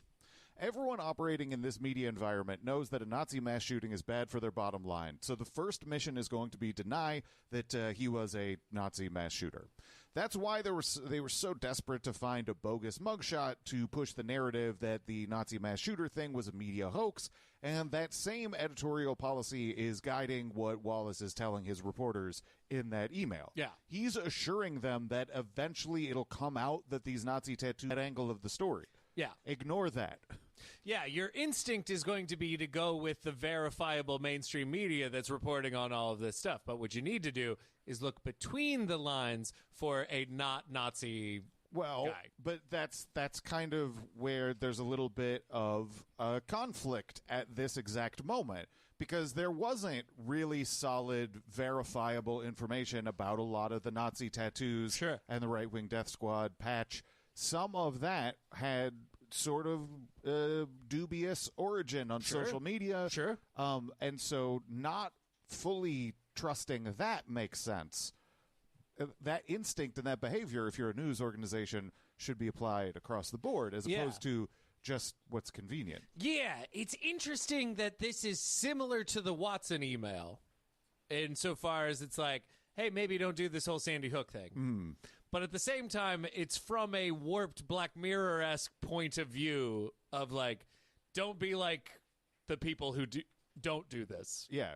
Yeah. Don't cover these spurious accusations that he's a Nazi. Cover the spurious accusations that say that he's not a Nazi. Exactly. Don't do what you wouldn't normally not do. Yeah. Yeah. It's wild. Yeah. Fascinating. So, in the moment when you're getting this story about the mugshot that is inaccurate. Yeah.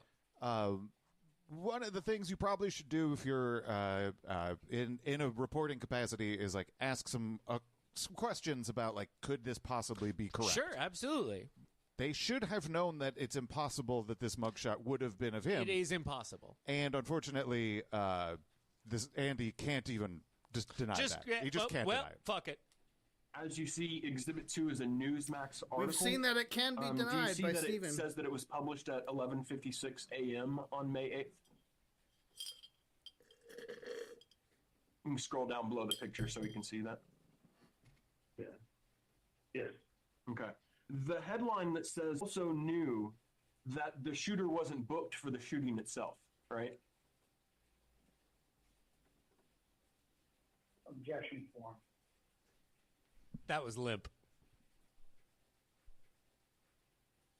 You mean well, he wasn't the arrested. shooter who died? Right. He wasn't arrested. He was dead. Right. Okay. So the company knew as of 11:56 that Garcia had no criminal history and that he wasn't arrested for the shooting, right? Objection form. At the time of the article, we knew that the shooter was dead. Yes. Okay. And so Newsmax should have known that a booking photograph could not depict the shooter, right? Objection form. If you put it all together, then yes, Wow. You put it all together. the people on TV are not directly getting stories from the people who run our website. So they may not have seen the... I'm sorry, please continue. No, that's all I have to say. Okay. It's sort of the job of a journalist and a commercial journalism enterprise to put it all together, as you said, right? Wow. Yes. Well. I mean, when you put it like that, it makes us look bad. I mean, it is tough to be like, all right, so, we have this piece. Yeah. If you look at those pieces together, you obviously have it wrong, right? Yeah. Yeah, I guess so. Yeah, I guess if you look at it, we should have when you put it like this and lay it all out. Yeah. Someone has absolutely no leg to stand on of like, yeah, we either are dumb or we meant to fuck this up. Yeah, absolutely. Absolutely. Well, when you put it all together, are you in an industry that essentially prizes itself on putting things all together? Are you? If you are, let's figure out where we want to be when your answer to that question is, we didn't put it all together. Yeah. So this you would have every reason in the moment to see this mugshot and be like, could that be the same person? He has no criminal history, but those questions don't come up because you want this to be true. Yeah. And so you run with it. You know they did not book a corpse for this, correct? Right. They didn't Weekend at Bernie's and booking photo. There were not two as though he was. Yeah. No. So on the 8th, after the shooting, someone emailed. I actually don't know how to pronounce his last name. Mariso. I honestly do not know how to pronounce Joseph's name. I think, I hope I'm not butchering that. I'm going to try to use that term. Use that pronunciation. At the bottom of the email is an email from Joseph Marisculio, He works for the Newsmax news desk. Correct. Okay. At 3:33 p.m., he sent Chris Wallace, the news director, a link to a Twitter thread and said, reportedly, this is a social media profile discovered of the guy. Is that right? Correct. Okay. And you know that Twitter thread is by Art Toller, a researcher from Bellingcat? Objection form. I'm not sure who the originator of the Twitter is. Okay. Are you familiar that, without knowing who the person was, that somebody discovered a social media profile that they allege belonged to the shooter? Yes, I'm aware of that. Okay. Would you agree that multiple people in Newsmax reviewed this Twitter thread from about the social media profile? Yes, but I also know that they don't use information. It wasn't until the photo was being used by that the photo was used by our staff. Okay, we'll put it. I want to remember that to come back and talk about these. You're capable of this level of cunning. Why are you incapable of this? Yeah. Yeah, it is and fascinating. how do you expect me not to think like it was a choice instead of a mistake? Yeah, it is very weird in these scenarios because it is like, I live in topsy-turvy world where I was when this occurred, everything made perfect sense. But now that I'm in this room with you and you're asking me these questions, maybe it did not make perfect sense at the time. And in fact, you're making me feel like maybe we made a lot of bad choices. But, you know, all you can do really is pretend to be the company and say yes or no. I mean, right? And, it's so weird. It's so weird. Yeah. So Chris Wallace got this email that had the Twitter thread on it. Yeah. And he had a response to that. In this email, hold on, let's go back up to that exhibit, AJ. Chris Wallace, he instructs that this Twitter thread should not be disseminated, correct? Oh, that's not good. And I would assume that's because nobody's been able to verify it yet. Yes. Okay. So this is a key moment because what you have here is a clear illustration of intent. There are two pieces of presumably can report on, or they could report on neither. Yeah. One of them is a Twitter thread alleging to be of the mass shooter, which shows him to be a Nazi and share immediate diaries. The other is a mugshot someone claims is the shooter, which would show that he's not a Nazi. They have no reason to trust that either is confirmed. The Twitter thread would turn out to be accurate, but they would be well within their rights to hold off on reporting it based on the level of confirmation that they had at this time. If this was about confirmation and standards, then they should have published neither. But instead, they directly say not to spread the Twitter thread and then report on the incorrect mugshot, despite the very obvious questions they should have about its authenticity. Yep. They made this choice because their coverage is strategic, not informational. A right-wing Nazi lunatic killed a bunch of people, so this media space's number one priority is making sure they have a story to tell that includes, it totally wasn't a right-wing Nazi who did it, they're just saying it was a right-wing Nazi because they want to make you Trump fans feel bad. One of these pieces of unverified information serves, so the one that serves the purpose gets covered, and the one that doesn't is pushed aside. When called to answer for why Newsmax wouldn't cover the Twitter thread, they can very proudly say that it didn't meet their standards for being verified. Totally. However, because of their real-world actions around this case and the mugshot, it's clear that those standards aren't real. And appealing to them is an attempt to obscure their real function as a media outlet. Almost and like they should have written them down. You could see it in that case, right? I mean, like, you can just see this is... you have a good defense for not covering the Nazi pictures. Yep. They are not confirmed, and you have standards that you have to uphold. Yep. But when in the exact same case, on the same day, you're betraying those standards in service of pushing a counter-narrative, it's clear what you're doing. Yep. Yeah. I mean, there's a certain part of me that, like, sometimes you can see the kind of person who plays golf with 3 mulligans, you know, because it is like he's hearing this question asked, and he does get exactly what's going on. And there's a part of him that feels like maybe I can just be like, nah, push, next. You know, like, there's no way for me to answer this question that isn't incriminating. Well, in this case, at least, it's like, okay, so Chris Wallace said not to publish this thread. Yeah. Saying that if you're being asked, is this because it was not confirmed? Right. Yes is the right answer. Correct. It just will end up implicating the actions of the company around the others. It's still not in your interest to say, no, that's not why. No, of course. It is fascinating because he is hiding the truth. Our fundamental existence now is defined by the accurate falsehood, wherein people tell you something that is defensible but is also absolutely not true at all. Bishop or your rook. You choose. Yeah. So the station goes on to talking about the very clear Nazi evidence that was presented from this Twitter thread. And this is the ThreadReader webpage linked to in that previous email at threadreader.com. Okay, and so I want to take a look at this. Is this something you've ever reviewed? No, it's not. Okay. We see on the thread here where this person, Arik Toller, has disclosed a link to the social media profile on ok.ru. Do you see that? I do, yes.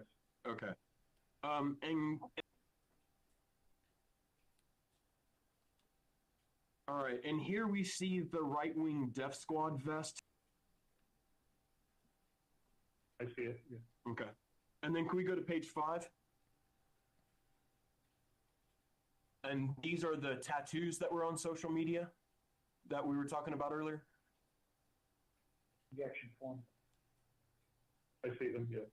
Okay, and this is very clearly Nazi tattoos, right? Yes. Okay, and Newsmax employees would be familiar with what a swastika looks like, and they would be familiar with what SS lightning bolts look like. Objection form. Yes. Okay. Can we go to page 9? All right, here we see that the profile posted about the Allen outlets a few weeks before the shooting. Did you know that? I did not know. Do you know if anybody at the company knew that? I don't know if anybody at the company knew that at the time the story was published. Can we go to page 10? Oh, not what I wanted to hear. And here we have a picture posted by that account of the Allen outlet malls a few weeks before. Do you know if anybody in the company had looked at this? I don't know if anybody had looked at this at the time it was published. Okay. And then go to page 11 for me. Drop the hammer. Here we see a receipt that the account posted for weapons under the name Mauricio Garcia. Do you know if anybody at the company saw this? I don't know if anybody at the company saw this at the time of the story published. Okay. All right, we can take that one down. Now, instead of photos from that profile, Newsmax began using a photo of the plaintiff who had nothing to... If you are a person who's capable of thought at all... Yeah. The fact that this account had posted pictures of the location of the shooting, receipts for weapons and stuff like that, you even if you're not going to report on it, this should give you some kind of a this looks more convincing that it is the person who did this than a random mugshot. Yeah. I am not going to blame on something, but you're a thinking ape. You made a choice. Here's the evidence you made a choice. And here's all the stuff that you decided not to make a choice about. That's what you I'm saying. decided to ignore all this shit. You cannot say that you did not deliberately do something. You were not like reacting to a bunch of star beams hitting you. You were like, one of these is good for me. One of these is bad for me. Yep. Now we understand. Yep. Yeah. And so we get to the slight rationale for this mugshot. It's other people. Good enough for me. Yeah. You've seen this photo, right? Yes, I have. Okay. One of Greg Kelly's producers found this picture on a local news website in Wichita, Kansas. Yes, Megan told me in my investigation that the photo was in our NAS system that normally only has photos that have been approved by the news desk. And she went out to verify the photo and saw it on an ABC affiliate in Wichita. Okay. And she actually found this specific image, correct? That's correct, yes. Okay. And a different producer also found the image on something called Today News Africa, correct? Yeah, Chris Tomas. He is the journalist who first brought the photo into our system. When the story broke, he went to search about the shooter, and he said that he saw the photo and story on Yahoo, on the Yahoo News aggregate, and he also saw the link to the Africa website on MSN. And so both of those major news aggregates had this photo and the story and links to local news websites. Did the company know when this photo was taken? That's not good. Yeah, so they found a couple things that were on weird, obscure sites that had been aggregated by somewhat legitimate-sounding things like Yahoo and MSN. What you gonna do? Sure. Once so goes Wichita, so goes the news. Sure. Everybody has always said that. Yep. Absolutely. Mostly the people in Manhattan, Kansas. Truly. I'm trying to think of another city in Kansas. Lawrence. That's the problem. Mm-hmm. Yeah. Yeah, the blackest thing Wichita has ever done is be included in that sentence with a website from Africa. Yeah. So they get this picture that they see from, hey, there's some other people who have posted it. Yeah. But there's a watermark on it. Sure. Right? Of where this mugshot is from. Right. And so this mugshot is from. Right. And so you could just go check that if you want. I mean, you could get into her. You could actively try to hide. Well, when you put it that way. And it's unfortunate because one of the producers literally is doing that in an email. Newsmax used the plaintiff's image to create this graphic, correct? Correct. This is a graphic that night. Correct. Okay. Let's bring up tab 8.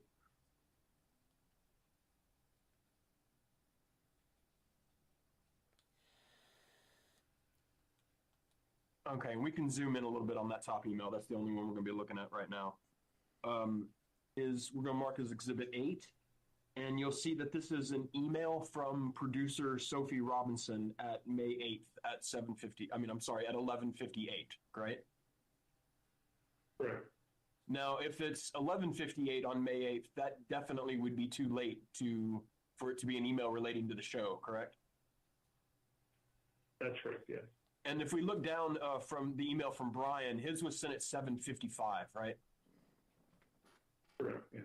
probably a reasonable inference that Ms. Robinson's email was sent at 7:50. Real quick, there is a bit of stuff that runs throughout this deposition that is these timestamps seem to be a little bit off. Yeah. But it probably is like a time zone issue or something. Yeah, but it comes up a number of times. Sure. Certainly it was sent before 9 p.m. Again, I have no way of verifying. The way you can move the words of the title. The way you can move the words of the title down even more. Move the words of the title down even more, ever so slightly, so that we can see a little more of his neck, as low as you can without showing that credit. You see that? Jesus Christ. I do, yes. And Ms. Robinson doesn't want the URL for the Mugshots website to be visible in the graphic, correct? Objection form. Based on the email that she sent, yes, I would assume that's correct. But Ms. Robinson, she was obviously aware of that credit and where the image originated, correct? You'd have to be. Yes. You'd agree with me from the internet browser history that's been produced in this case. Nobody at Newsmax visited the mugshots.zone website. Is that correct? To the people that I talked to who were involved in this case, nobody visited the Mugshot website, no. Okay. So the source of the image, where they knew it came from, nobody actually went and visited that source. Objection form. That's my understanding, yes. Okay. That seems strange. That seems strange to not check the source of the... That's not messy. good. That's not good. No.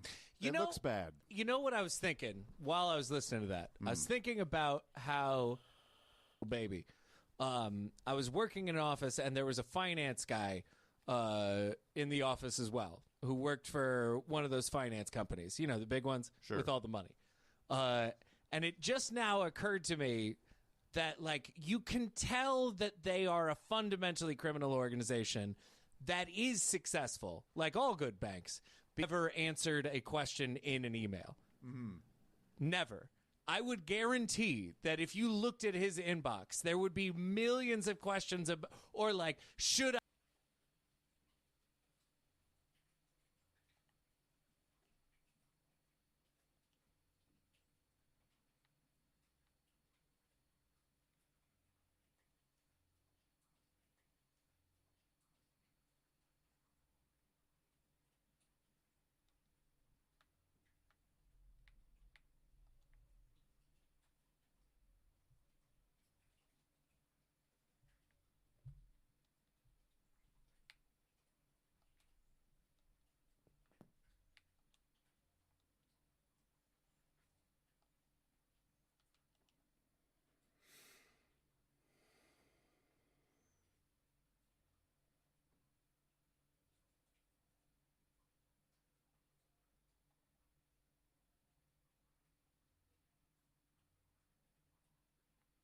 Or like, is this, or any number of questions, and all of his responses are, give me a call. You know what I'm saying? Like, this is a man who is trained from the jump to not respond to anything in writing. It is all audio. And if you record the conversation, this is what evidence is going to be. Yeah, but, you know, in this case, it just kind of gives the impression of not caring. Exactly. You know? Exactly. These people are not a great criminal organization. That's why they'll never be famous like other banks, like Wells Fargo. You know the kind. Well, this, you know, it's not a bank. Sure. It's a bullshit bank. Right. And I think that this is so sloppy. It's like indicative of like you're expressing the intent to obscure the source of the thing. Totally.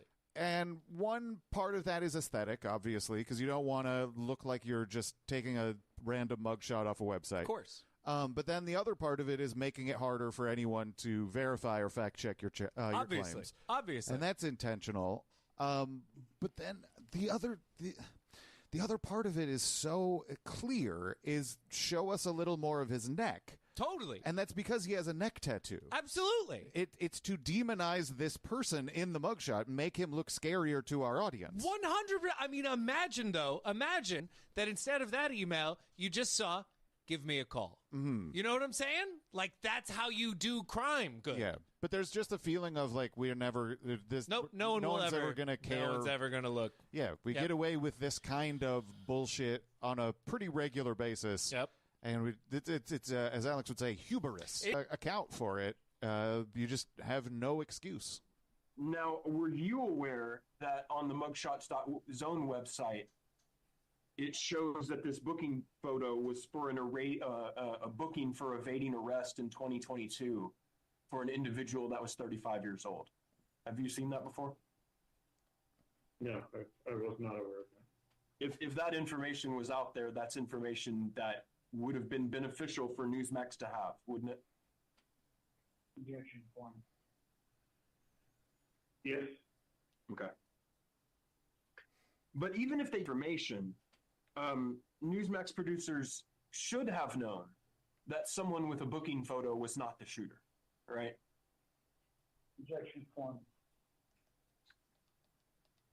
At the time the photos ran, that we used the photo, they assumed that it was the correct photo.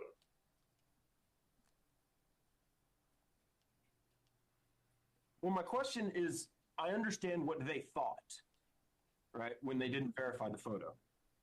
A job up to Newsmax's expectations. They should have known that a booking photo did not depict the shooter. Objection form. Yes, they should have known. Oh, okay. Okay, well, they should have known. There you go. You know, what's interesting about this is that he's trying to evade a little bit, but not that much. Yeah. You know, and that there's a demonstration of, like, even within your pretend rules at Newsmax, you fucked up. Yeah. Right? Yeah. You fucked your false reality. By your own fake bullshit, you are worse than fake bullshit. And he can't really argue with that. No, we did. These very basic facts that we could have checked that would have made it so we never would have reported this. Totally. We didn't even look into any of that, and we really should have known better. Yeah, I guess. I mean, I'm listening to this thinking, like, I don't believe any confession to the cops. Any one of them, any interrogation, I don't believe any of it. Because as I'm listening to this, my thought is like, I will say whatever it is I need to questions. You're putting yourself in the position of Andy. Yeah, absolutely. Whatever it is we need to do to make this end, I will say, because this is awful. Well, I don't know if this is not so much a confession as a, like, recognition. Right. You know, no, like, that's what I'm saying. Listen, y'all man, fucked up, right? What do you want from me? We know where this goes. I know you know. I actually did 6 hours of preparation for this. None of my lawyers was like, you were going to get off on this one. No, I'm fucked. What do you want? So the issue that I have is that when you're in a situation like this and you're being questioned, like, it's impossible for Mark to ever really be like, you guys just didn't want Nazis being an issue, and, you know, the right wing has a problem with people who are, you know, down this road. Right.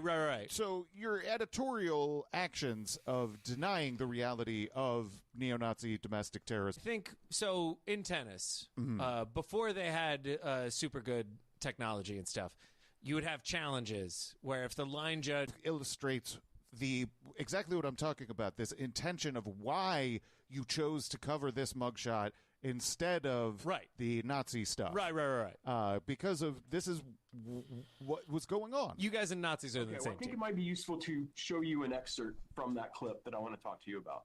Okay. So let's bring up tab 9, which is an excerpt from the Greg Kelly video. We'll be marking this as Exhibit 9. I'd like you to watch this brief clip from the show.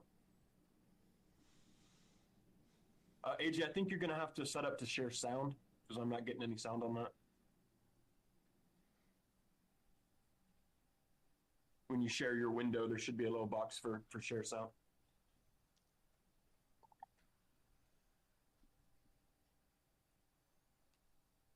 Whatsoever. Until they told us this guy did it, Mauricio Garcia. And oh yes, a white supremacist with neo-Nazi ties. Now, look, this is not a white supremacist. And oh, by the way, we abhor white supremacy. But you know what the left does, right? They think anything MAGA must be white supremacist. That is appalling. This is just pathetic, all right? Now, there's Is a he tattoo, saying that the many shooting was tattoos. MAGA? And someone at one point tried to say that's the City of Dallas tattoo. No, it looks like it's the Puro Tango Blast prison gang tattoo. Puro all right? Tango. This is not a white supremacist. Yes, if you stand on your head and cross your eyes and take a drag on a cigarette, one of those etchings might look like a swastika. What? All right. This. If you stand on your head and cross your eyes and take a drag of a cigarette, what? You know, this is what it's all about. Trying to tarnish or somehow diminish the other side by any means possible. I know that you've shown photos that the shooter who died at the scene had neo-Nazi tattoos. So I assume that he was a neo-Nazi, and therefore Greg was wrong. Yes. Mr. Kelly denied that the shooter had neo-Nazi tattoos. Correct. Objection form. Based on the photo that he was given at the time of that report, yes. Well, he was talking about many tattoos. You remember him talking about the various tattoos? Yes.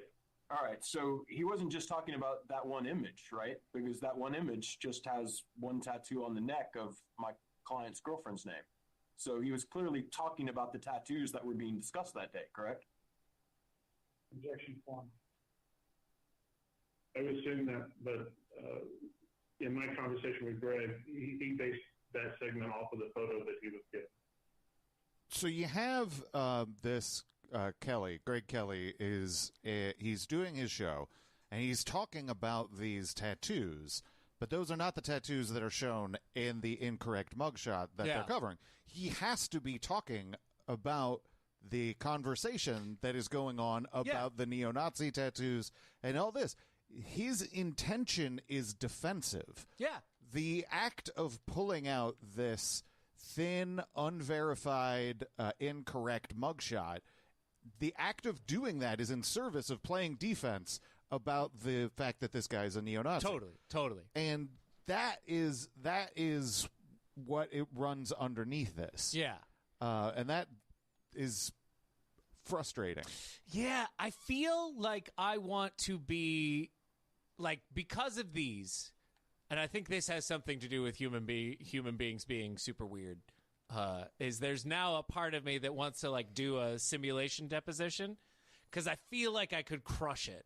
I feel like I've got a lot of practice, like, learning what is wrong and what you should do, because ultimately what we're dealing with is actually, in real terms, just a series of true-false questions. You know, just like TF, you can solve it. I feel like I could finish this deposition, like I could speed run the deposition in about 15 minutes, just like bang, true, bang, false, bang, true, you know? Yeah, I mean, as have, like, consequences. Sure. Well, that's what I'm saying. That's why I would need it to be a virtual deposition. Yeah. Because there's that moment where he's in his own head going, like, technically, because he saw the thing and the thing was not true, then technically, yes, it was not true. Where it's like, buddy, just true. You know? Like, shorten it down. T. Yeah, yeah. I think that some of that might also be a dynamic of the answering as the company. Totally. So, like, some of it might be him casing the answers in. No, it makes perfect sense. I am Newsmax. Yeah, it makes perfect sense. Je suis Newsmax. That's why I'm saying I just think I could do it better. All right. Yeah. So maybe one day you'll have the chance. I think I will. So there is this notion of the Puro Tango Blast prison tattoos that come up. Which sounds like a fantastic form of Kool-Aid. Yeah, and also total nonsense. Yeah. And so this comes up, and it is revealed that prison gang association is not true of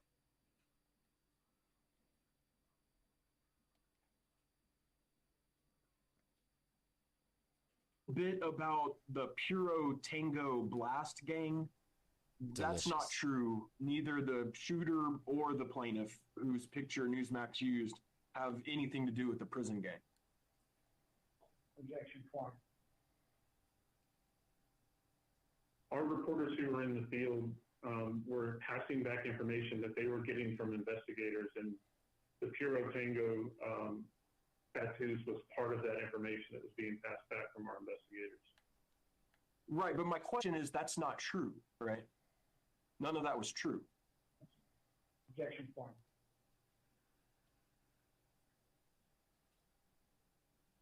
Do you mean that was not true for your client or for the shooter? Both. Nobody had any involvement with the blast. Objection form. Again, I understand that your client wasn't involved. I just know that at the time that the stories ran, our investigators who were in the field were getting information back that possibly the shooter was involved in that gang. Subsequently, if that information wasn't correct, it wasn't passed on to our investigators. So the prison gang tattoo stuff is not true. Yeah, it wasn't true, but it was useful. Yeah, and this is where this is all just so.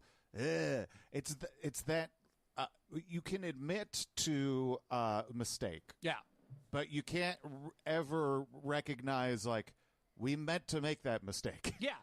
And that's where his line is. Yeah. As a person who's being deposed, is like, we have to always have a plausible enough reason that this is a mistake that people could make. Yeah. Yeah, the most frustrating aspect of this is that this is not an arena that is capable of dealing with the actual problem that we are in this arena about. Mm-hmm. So, but it can what be are we all doing? But it can be a piece of it. Sure. Because we are able to have this conversation about the intent that's being masked by the way that he's answering these questions. Sure. And we would not have this insight without that legal process. True. And Mr. Garcia wouldn't have a path to, stand up for himself were it not for, the legal process. So I think that it all works together. We play our roles, But the thing that I find super incredibly frustrating is one person making this mistake kind of is like, well, all right. Sure. But it turns out they aired this on 6 different shows. Wow. According to Newsmax itself. Oh. Jacobson says that 6 different Newsmax shows all broadcast the wrong photo. Is that correct? That's correct, yeah. Based on the list you have there, yes. Okay. Each one of those shows has its own producer? That's correct, yes.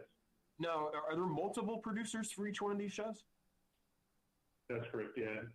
All producers have either an executive producer or a senior producer. Okay. And then the show will have a few, it varies based on the show. We'll have several other producers who work on individual packages for the show. Okay. And then I imagine those shows also have writers. Is that right? Producers are the same thing as writers. Okay. Other than the producers, is there anybody involved in these shows who staff these shows who would have been involved in the acquisition, selection, and decision-making about whether to use this photo we're talking about?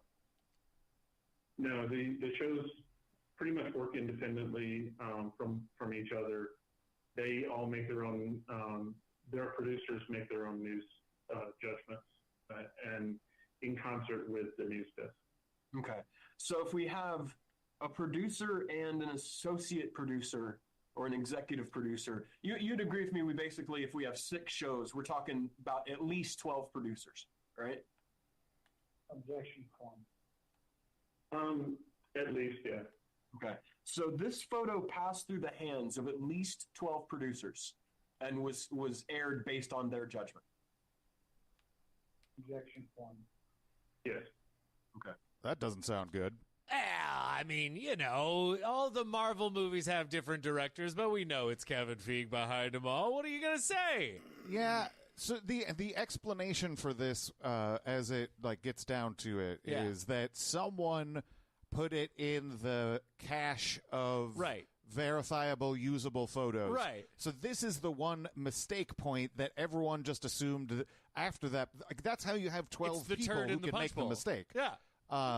That's the explanation that's given, but it still is not useful. And it based on the information that you see, 12 people all independently didn't say, hold on, this person's the wrong age. Right. Hold on, why is there a mugshot of a person who has no criminal history and is dead? Right.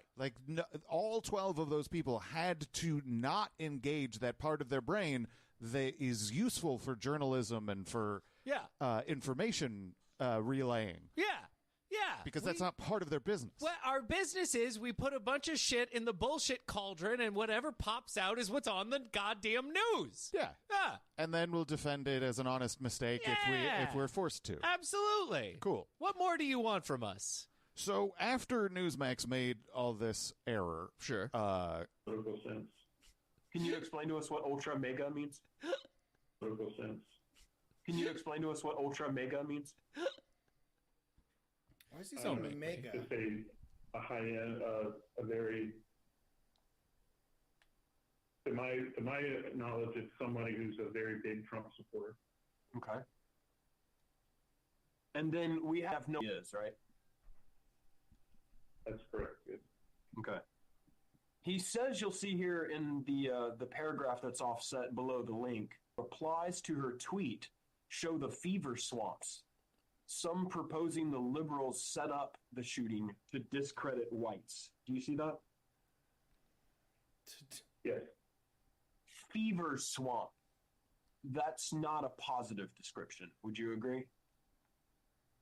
Objection form. Yes. What does the company take that to mean? Objection form. Based on the formatting, I would assume, without having looked at that Twitter, that is a quote from the Twitter site or the Twitter post. You think the term fever swamps was used in the Twitter post? You don't. I would assume so based on the formatting. Because if you look at the paragraph after that, it says, after that tweet, some websites took the picture and posted it. Right. So my assumption, based on the report, is that the indented paragraph that you read that has the word fever swamps is the quote from Bluestone.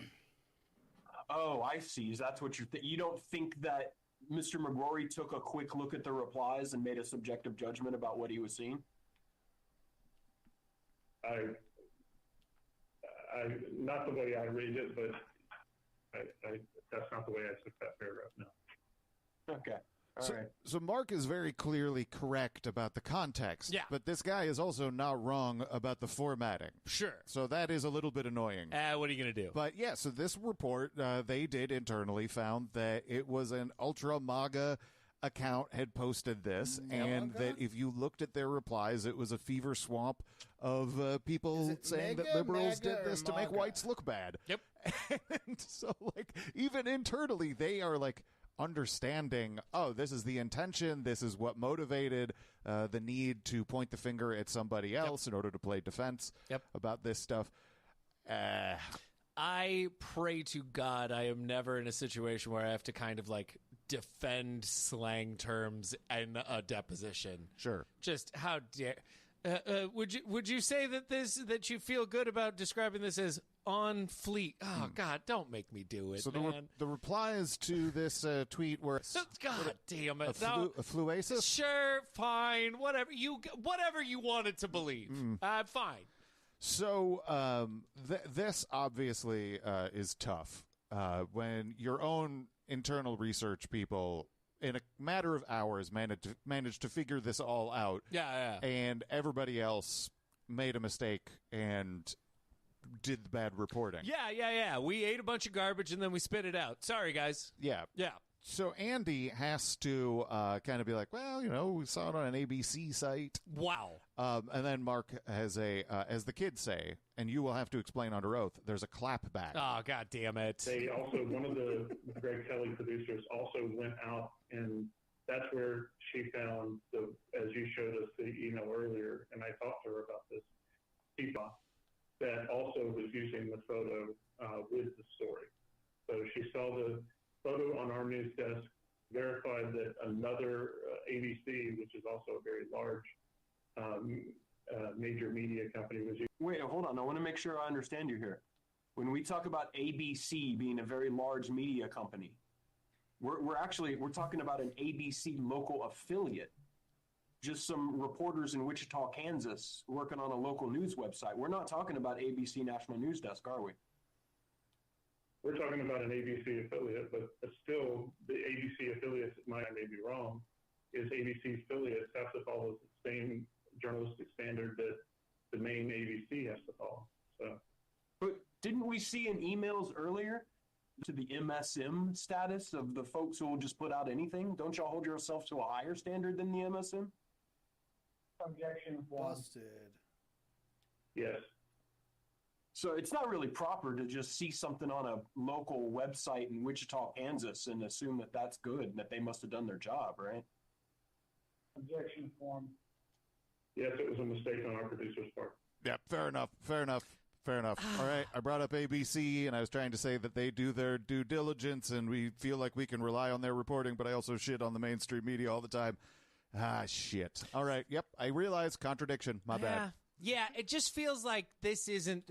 That's the ultimate frustration of this arena, is it can't just be like, listen, I caught you in a lie, and they go, you caught us in a lie, And then we go forward. You know, there's got to be this whole fucking bullshit dance between two bullshitters about bullshit for bullshit reasons whenever we all know you're fucking lying. But it illustrates the bullshit. It's bullshit.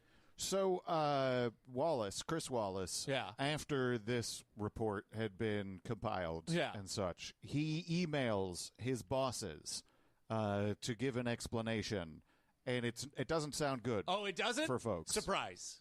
All right, and again here, Mr. Wallace is emailing 3 Newsmax executives along with a researcher, correct? Correct. Give me a call. These people who are Newsmax executives here, Mr. Jacobson, Mr. Knowles, Mr. Konofsky, those are Mr. Wallace's, they have authority over him. They're his bosses. Correct? Technically, the only person who has authority over Chris Wallace is Elliot Jacobson. Okay.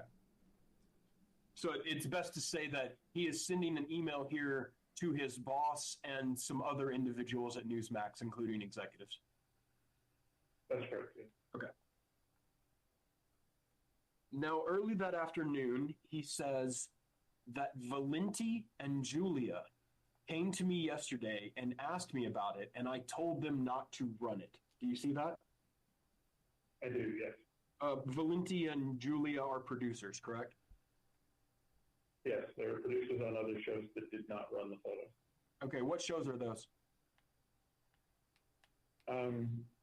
I believe Valente is on the American Agenda show, which is one of our afternoon shows. Okay. I'm not sure which show Julia's on, but I would assume that Julia's also on the American Agenda show as well. Okay. Mr. Wallace says, I honestly just figured folks wouldn't fall for this. Do you see that? Yes.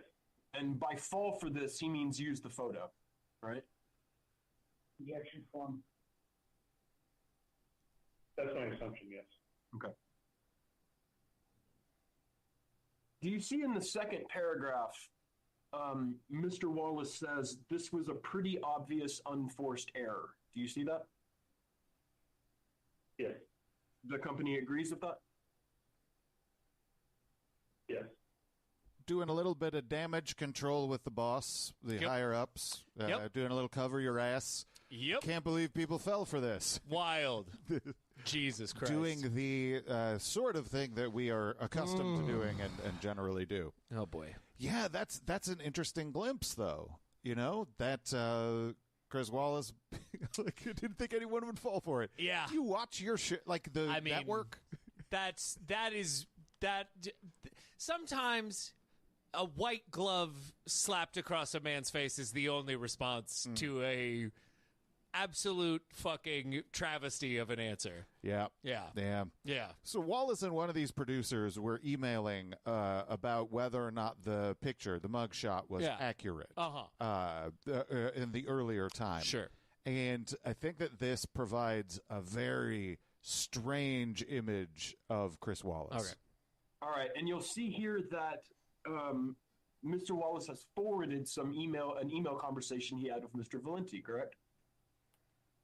Correct, yes. Okay. And he says, essentially, Mr. Valenti asks Mr. Wallace if the photo that they have is accurate, that if that is the Texas shooter. Do you see that? Yes, I do. Okay. And he asks him if it's the mug of the Texas shooter, right? That's correct, yes. And so I take it the two sort of meanings that come out of this, either he means that's his mug shot, or he could be using the colloquial use of the word mug to mean face, right? One of those two things. Yes. In other words, we're talking about a face shot of the shooter. Yes. Okay. Let's scroll up to the next email. And then Mr. Wallace says, the photo is circulating on social and nowhere else to my knowledge, so no, I can't confirm it's him. Have you seen it on any news sites? I only find it on social and blogs and no sourcing. You see that? Yes, I do. And then Mr. Valenti says he'll hold off, correct? Yes. Okay. when Mr. Wallace says he hasn't seen any sourcing, can you tell us, from the company's perspective, why is sourcing important? Come on, man. Well, to validate information. So we have a policy of that we won't use social media or blogs as a source, as a primary source for information, but we will use other major media that is running information. So, or our own investigation. So sourcing for us is something that's very important to make sure that we have the information correct.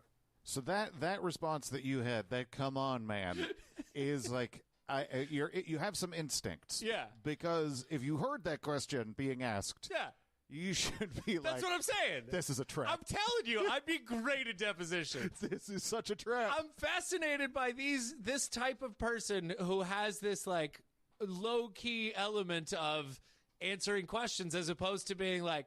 Because the moment you ask me that question, my instant response Why are is like, sources important? That's mean. Yeah. That's a mean question. You ask that in a mean spirit, and I don't think I have to answer it because you're a mean person. I know in some way you're going to use my answer against me. Yeah, or this is a setup for something. You're a meanie. Right. That would be my answer to your question. You're a big mean face who's got a mean face. How about that? When you're asking a question that is so obvious, it's a alarm bells should be going off. Yeah. And here was my experience of listening to that. Yeah. I had the same feeling of like, come on. I would be worried if I were in Andy's shoes. Yeah. But I didn't know exactly why. You know, like there's something here that is, there's danger. Yeah. But my spidey sense is not acute enough to be like, here's exactly what it is. Right. And so here's what it is.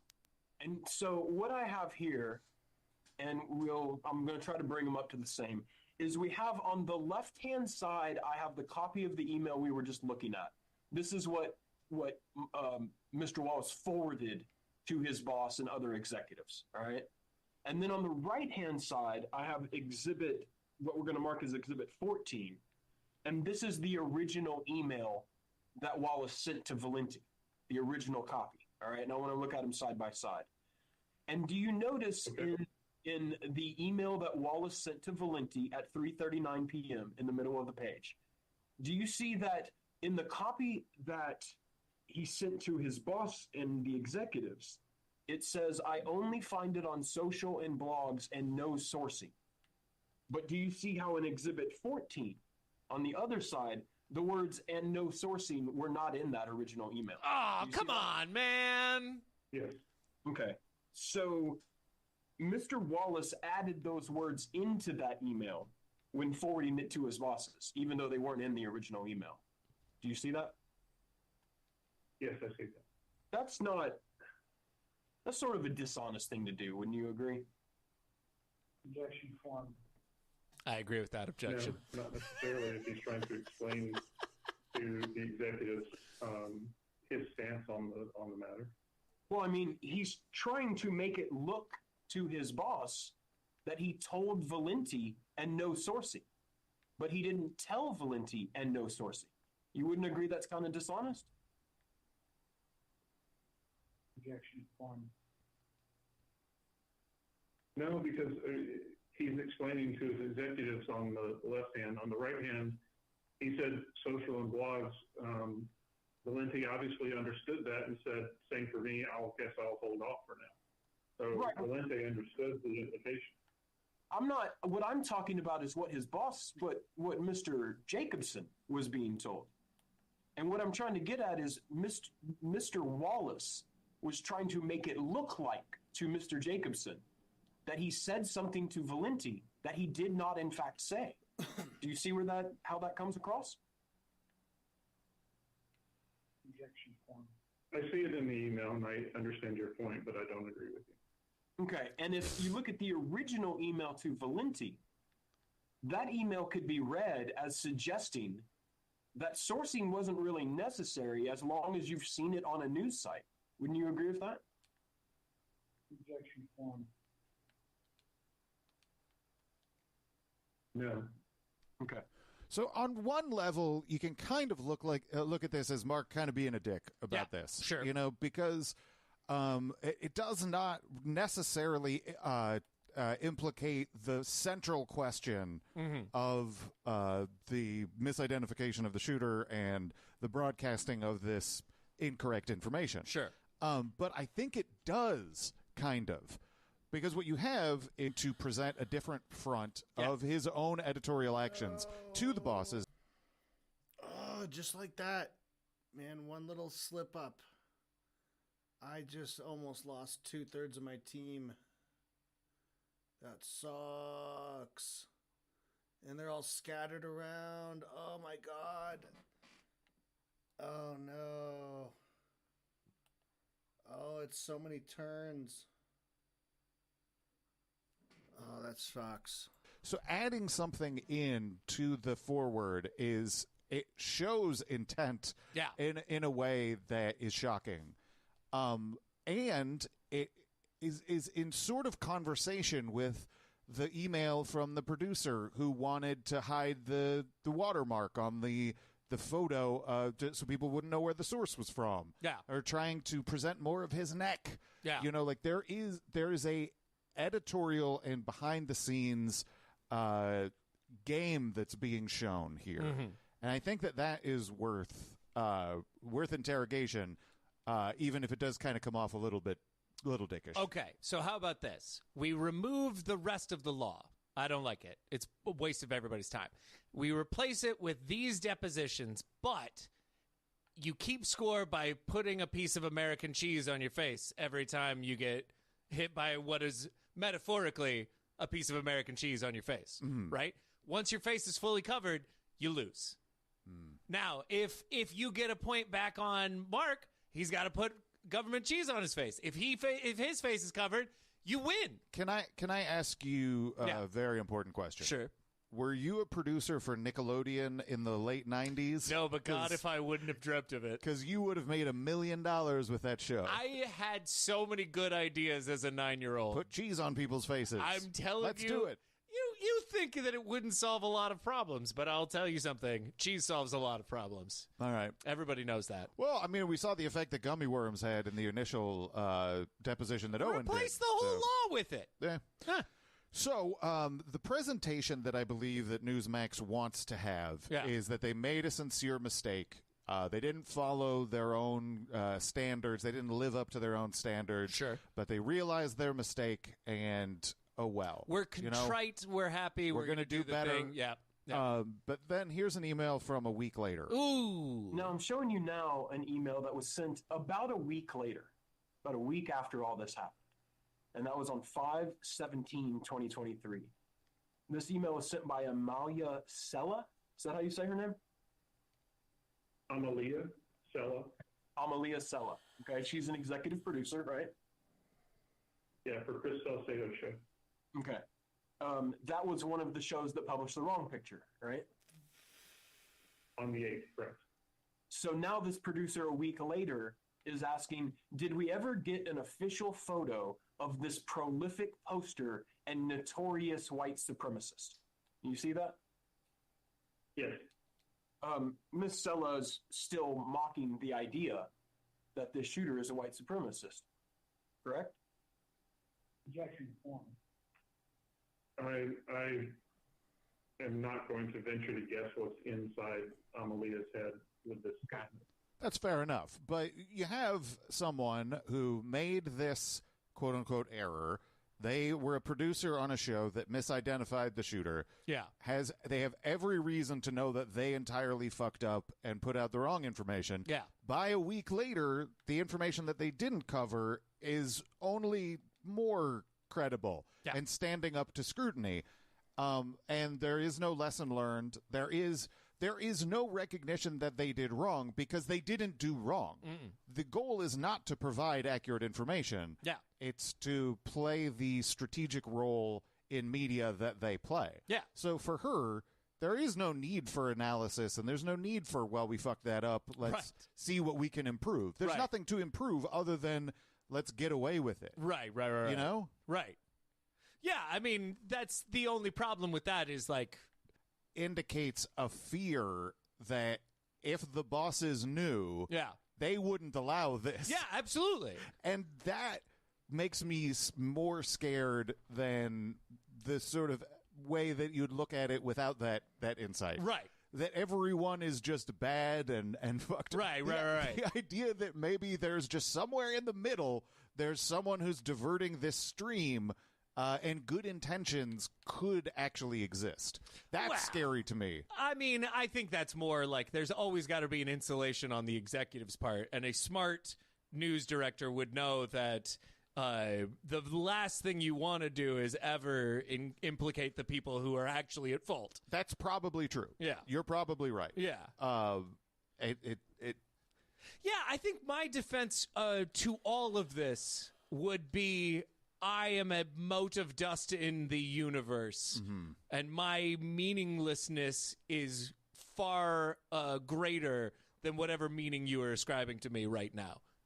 That's what you would say in the deposition? I think in the cosmic sense, I would have to say that I am nothing. Speaking as the company. I am empty. Yeah. I am water. I am nothing here. On behalf of Newsmax, let me read you a Zen koan. I mean, there's a certain aspect of like, hey, let's face it. None of us are anything, are we?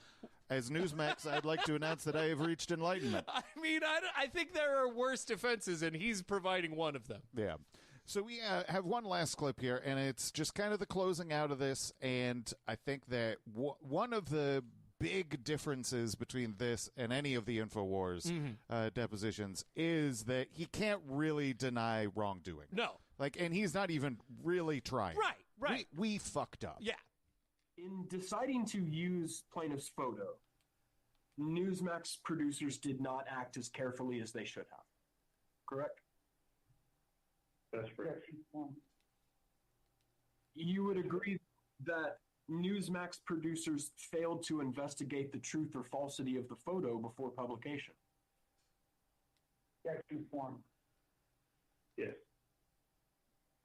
You do not dispute that information was available on May 8th that would have created serious doubts about the accuracy of the photo Newsmax was using? Objection form. I do not dispute that, yes. Newsmax doesn't dispute they did a terrible wrong to our client, Mauricio Garcia, who had nothing to do with the shooting. Objection form.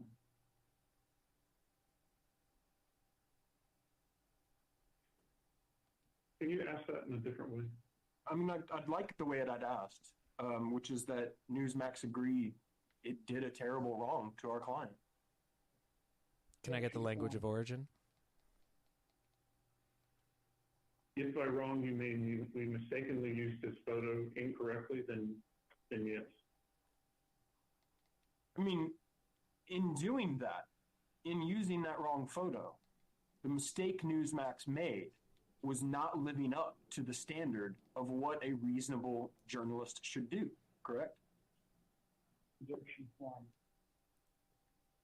By making that mistake, our producers did not follow our procedures, yes. Okay, and your procedures are there to ensure that they act as reasonable journalists, right? That's correct. And that did not happen in this case. That's correct. Okay. Well, that's that about says it.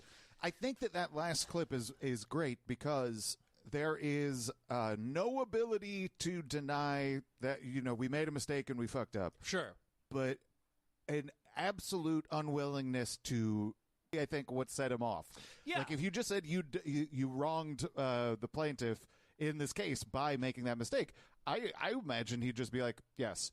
But the horrible wrong, I think, is what he can't answer. Yes. Yeah. A horrible part of this is actually the thing that bothers me the most, because if I was him, I would be stoked to admit to this crime because this is the crime that is far less objectionable than the one that I commit on the regular, which is like just being at Newsmax. Sure. Yeah. Like there is an element of like, oh, hell yeah. I'll plead down to manslaughter. Well, I'll plead down to manslaughter all day because I murder one left and right. I think what you're describing is like this is a discrete wrongdoing, and as opposed to the function and structure of what you do is this. This is your raison d'etre. Yeah. Is simply this. Yeah. What you are doing now that you are now saying was a mistake. Yeah. Yeah. The process by which you made this mistake is what you do. Right. And being penitent about the individual incident is so much easier than recognizing the fraudulent whole of what you do. Yeah, if you plead manslaughter and you get 5 to 7, even though you committed murder 1, then you're not like learning your lesson. You're like, I saved myself 17 years of life by pulling one over on you. You're negotiating out of this tight spot. Yes, that's what it is. It is not accountability. It's a negotiation. Yeah. Yeah. And I think that in the process, you end up seeing these really interesting glimpses that you wouldn't get otherwise. Totally. And, there's some things that are shocking, like, Wallace changing this email or him having this insight of don't report on the Nazi stuff. Yeah, that one's crazy. And the, I think that is such an important window. Time was the invention of email. That would be a fun lesson. I assume that if that doesn't exist already, someone could probably get a graduate degree based on this. I bet there is a PhD out there for you. So take that. Enjoy. Yeah, absolutely. Someone go get your law degree based on that. Yeah, you won. So yeah, that brings us to the end of this. It's obviously there's the compare and contrast aspects with this and InfoWars depositions. Totally. But I still think there's a lot of value to it, even though it's not one of our main characters or. Totally. I think this still has a lot of resonance. No, I really enjoyed it. They said to go to Japan. Mm-hmm. One of my childhood best friend was. But it's a finite resource. There's only so many depositions that exist in the world, and so we can't just put them out all over the place. Yeah, there aren't a lot of public depositions that you would be like interested in. Yeah, intersecting with our worlds and some of the key players and what have you. Yeah. And so today we actually have a deposition that has fallen into our lap. It is a deposition of Owen Schroyer. Oh, my God. He has been sued over misidentifying the Allen, Texas shooter from May 6th, 2023. And this is a little short deposition carried out by Mark Bankston. Hello, Mark. And I think that what it lacks in length, it makes up in moments of very piercing through the bullshit. Okay, all right. I think that there's a couple moments that are like, oh wow, this has been caught on tape. I do think that part of the deposition is part of the joy of the deposition is like we have taken these people from an arena where they are the masters, the masters of lies, the circus tent people, and we've put them in a cage where they can't spread their wings, Yeah, and they can still lie. Of course they can. They're still able to do the same games that they like to, but they just won't get the same stimulus back. Right. The lawyers aren't going to be a camera staring back at them. Totally. Or an adoring crowd at a Tucker Carlson show. Mm-hmm. The lawyers are going to ask a follow-up question or pretty much know that they're not going to give them a sincere answer. Yeah. Even if generally you are predisposed to like the person and not have anything like over your head, doing a deposition is still not a pleasant experience. Nah. No. Owen's having a very unpleasant one. Yeah, I believe that. And we'll get to business on that, but first let's take a little moment to say hello to some new wonks. Ooh, that's a great idea. So first, I was listening to the show during a flight when we hit heavy turbulence, and for a fleeting moment, I thought the last thing I'd hear in the world would be Alex Jones arguing with ChatGPT. Thank you very much. You're now a policy wonk. I'm a policy wonk. Thank you very much. That would be surreal. Yeah. Yep. Next, we worship at the altar of Zazzles, DJ, Lilo, Bailey, and Miggy. Thank you so much. You're now a policy wonk. I'm a policy wonk. Thank you very much. Also, I'm sorry I didn't empathize enough with that horrifying moment of the turbulence, and I'm glad you made it. Glad you made it, of course. Next, Hashhole, my name, LOL. You think I'm going to vote for the party that can't control the weather? Thank you so much. You're now a policy wonk. I'm a policy wonk. Thank you very much. And we got a technocrat in the mix, Jordan, so thank you so much to Moo Bear. You are now a technocrat. I'm a policy wonk. 4 stars. Go home to your mother and tell her you're brilliant. Someone sodomite sent me a bucket of poop. Daddy Shark. Bum, bum, bum, bum, bum. Jar Jar Binks has a Caribbean black accent. He's a loser little titty baby. I don't want to hate black people. I renounce Jesus Christ. Thank you so much. Yes, thank you very much. So, obviously, this was a mass shooting that happened in 2023. Probably, it's a big deal, but maybe less regularly present in our minds. Yeah. In the scale of mass shootings, a lot of the depositions that we've done have been about the Sandy Hook case, of course. And so this one, I'll give you a little bit of a refresher on what happened. On May 6th, 2023, there was a mass shooting at a mall in Allen, Texas, leading to the deaths of 8 people plus the shooter. In the time immediately after the shooting, information started to come out about the identity of the shooter, namely that he was someone who had an online footprint full of Nazi tattoos and racist right-wing writing. There were indications that he had reposted content from Tim Pool and Libs of TikTok and endorsed Nick Fuentes and VDare. In short, he swam in the same information space where Alex and his ilk make their money. This posed an optics problem for these people, since carrying out a racially motivated mass shooting is kind of the logical conclusion of a lot of their content. It's not good for business when someone carries out the domestic terrorism you're trying to incite, so when this happens, Alex and the people in his orbit will always call it a false flag. So that's what they did. As pictures started to circulate of the shooter's online history and Nazi tattoos, it became important to undermine that narrative so it didn't take hold. Nazis aren't supposed to be a real thing or problem, according to Nazi apologists, so a guy with, SS tattoos killing 8 people in a racially motivated attack, that's not good for business, that can't exist. The angle that many of these right-wing media figures decided to take was to Google the alleged shooter's name, at which point they found another person with the same name who didn't have Nazi tattoos. The story started to become that this second person they'd found was the real shooter, and that the guy with Nazi tattoos was just another guy, and that the media was trying to say that he was the shooter so they could make the story about a Nazi to make Trump people look bad. It was important to invalidate the story that this guy was a Nazi extremist because he has the risk of making normal people associate Nazi extremist murderers with their content model. And once the larger population starts taking that seriously, the money train, the difficult position to begin from. Right. It's almost like sometimes it feels like things should just happen in response.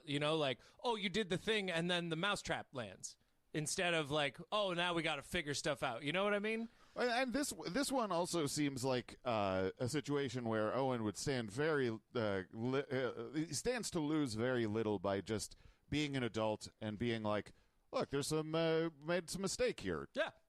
I think he doesn't because he understands how much it implicates how everything he does is a mistake. Right. But, that pride doesn't seem all that important to maintain here. Yeah, it does feel like sometimes you can just say I chunked it and everybody will scratch it and move on. Even if you're worried that people are going to hold your feet to the fire, I think they're not. At least that's the experience we've had so far. So just be like, I chunked it, moving on. It's sometime in the past couple weeks. I would say maybe a month. Okay, I've known. Who have you spoken to about this deposition? My attorney, and I believe that's it. Okay. Did you review any documents for the deposition? Yes. Can you describe what documents you reviewed? An affidavit that I signed for this case, and then 2 videos that are relevant to this case. Okay. I would take it those would be the May 7th and May 8th episodes of your show? It is the episode pertaining to the original documents you sent me, and then the retraction video. Okay. So right off the bat, you kind of get a combative tone from Owen. He doesn't want to be the reason is super really have any super meaningful questions for him. On some level, they've done this deposition already the last time when Bill big dogged him with the gummy worms. Yep. And because it's impossible to enter this without recognizing that it's like, you made the same error here. Yeah. You made the same mistake. Yep. We're doing another one of these. The same lawyers. Yeah. It is interesting because when you listen to it now as compared to the last one that we listened to, I feel like Owen has learned some of the language. Better of the deposition language kind of thing. But not in a way of understanding the language, more like in a way of if I make the same sounds back at them, that, it's not like he doesn't understand the meaning of the word pertains or, that kind of thing. But he knows that this is the type of word you use here. I think he maybe has a bit more confidence, too, because I think maybe he's on the other side of going to the prison. Yeah, that's a good point. He's done time, so he's a new man. I did my nickel. Right. So the question comes up of, hey, man, are you a journalist? Right. As far as your background, you are a journalist who provides news coverage. I'm a broadcaster, yes. Okay. Well, what I'm referring to is, did you see in your legal papers in this case where it was claimed you were a journalist who provides news coverage? I don't recall what identities I was given in any legal papers. You record an internet video show called The War Room? I'm the host of a show, yes. Okay. You have one boss, and that's Alex Jones? You could say that. But Alex Jones doesn't personally oversee your show or pre-approve what you say, right? Not necessarily. Okay. And was on the day that we're talking about in this case, the video that you reviewed for May 7th, 2023, did Alex Jones personally oversee or tell you what to say? No. Okay. You're allowed to say what you want on your show? Yes. You have people working under you on your show that you can give instructions to? Yes. So, just in the opening minutes of this thing, we have Owen refusing to accept the risk of calling himself a journalist, even though his documents identify him as one, and saying that everything he puts on his show is under his control. Alex doesn't tell him what to say. He directs his own ship, and so he is a man who is presumably responsible for the content that he puts out. Yeah. Yeah, it is, it's always fun. It's always fun, like, moving into this arena and listening to them try and not say what everybody already knows, obviously. Like, it just deny, I don't know if the sun is yellow. Yeah, I don't know if I'd say Alex is my boss. Yeah, I mean, you could say that. Anybody could say anything, really. And you're like, let's go. Come on, just man. Own something. This could take 5 minutes if you'd just be like, we'll do it. Yeah. So the general strategy that Owen is going to deploy to justify his actions and everything is that they showed a picture of the shooter, but it was just on a piece of paper that was on the desk. Right. And he has no control over that. Sure. It's just there, right? Okay. Yeah. Okay. It's an interesting... Anybody could have put it there. Right. Yeah, I mean, it's like a planted piece of evidence. Yeah, he gets to work, and there's all these papers on the desk, and that's not his fault. It could have been anybody. Right. Yeah. And so I think he thinks that this is going to be a good defense. But he's immediately countered with the implications of what he's saying. Yeah, obviously. Part of your show involves reviewing news articles and social media posts that have been printed out on paper. Correct? Is that a question? It is. Yeah, that's part of the show. Part of your show involves displaying materials printed out from the internet that you have never seen and then commenting on them live. That's happened before. That's not an integral part of the show. That's what happened in this episode, correct? Not exactly, but... You reviewed materials on this show relating to my client that you had never seen before. Reviewed what materials? Well, for instance, the photo of my client that we're here about today. You had never seen that before going on air. No. You had never reviewed any of those materials. No, it was just sitting on the desk. And you knew that there would be materials sitting on the desk. Yeah, there are materials sitting on the desk. And you may not have seen them or checked them before. No. So in terms of whether you might end up defaming someone on your show, it's pretty much a Russian roulette situation as far as you're concerned. No. Well, I don't understand. If you have materials on your desk that you haven't checked, how would you know what's in them? They're not my materials. I'm not referencing those materials. I never touched those materials. I never told anybody to put those materials on the air, on video. Well, you know they're going to be there, right? No, I don't know what's going to be there. No, you know exactly. You know that stuff is going to be on your desk, and you don't know what it is, right? Is that right? Yeah, I don't go through the thousands of papers on the desk when I sit down for the Sunday show. I don't have time to. So this is a tough spot for Owen to be in this early. He obviously can't answer in either direction here without taking on really shitty conclusions. If he claims that he reviews all the material that's on the desk, which is the fodder for the show he does, then he would need to own that he bears some responsibility for not fact-checking the picture that was reported on, identifying the wrong shooter. In this scenario, he's able to maintain the facade that he's doing a real show that's not just ranting about social media posts he's skimmed, but he also has to accept that he made a mistake here. Conversely, if he claims that he doesn't look at all the prop paper on the desk and has no idea what any of it is, then maybe he feels like he can get away with reporting on this incorrect image, but it comes at the expense of admitting that his show is really just ranting about social media posts that he barely knows what they are.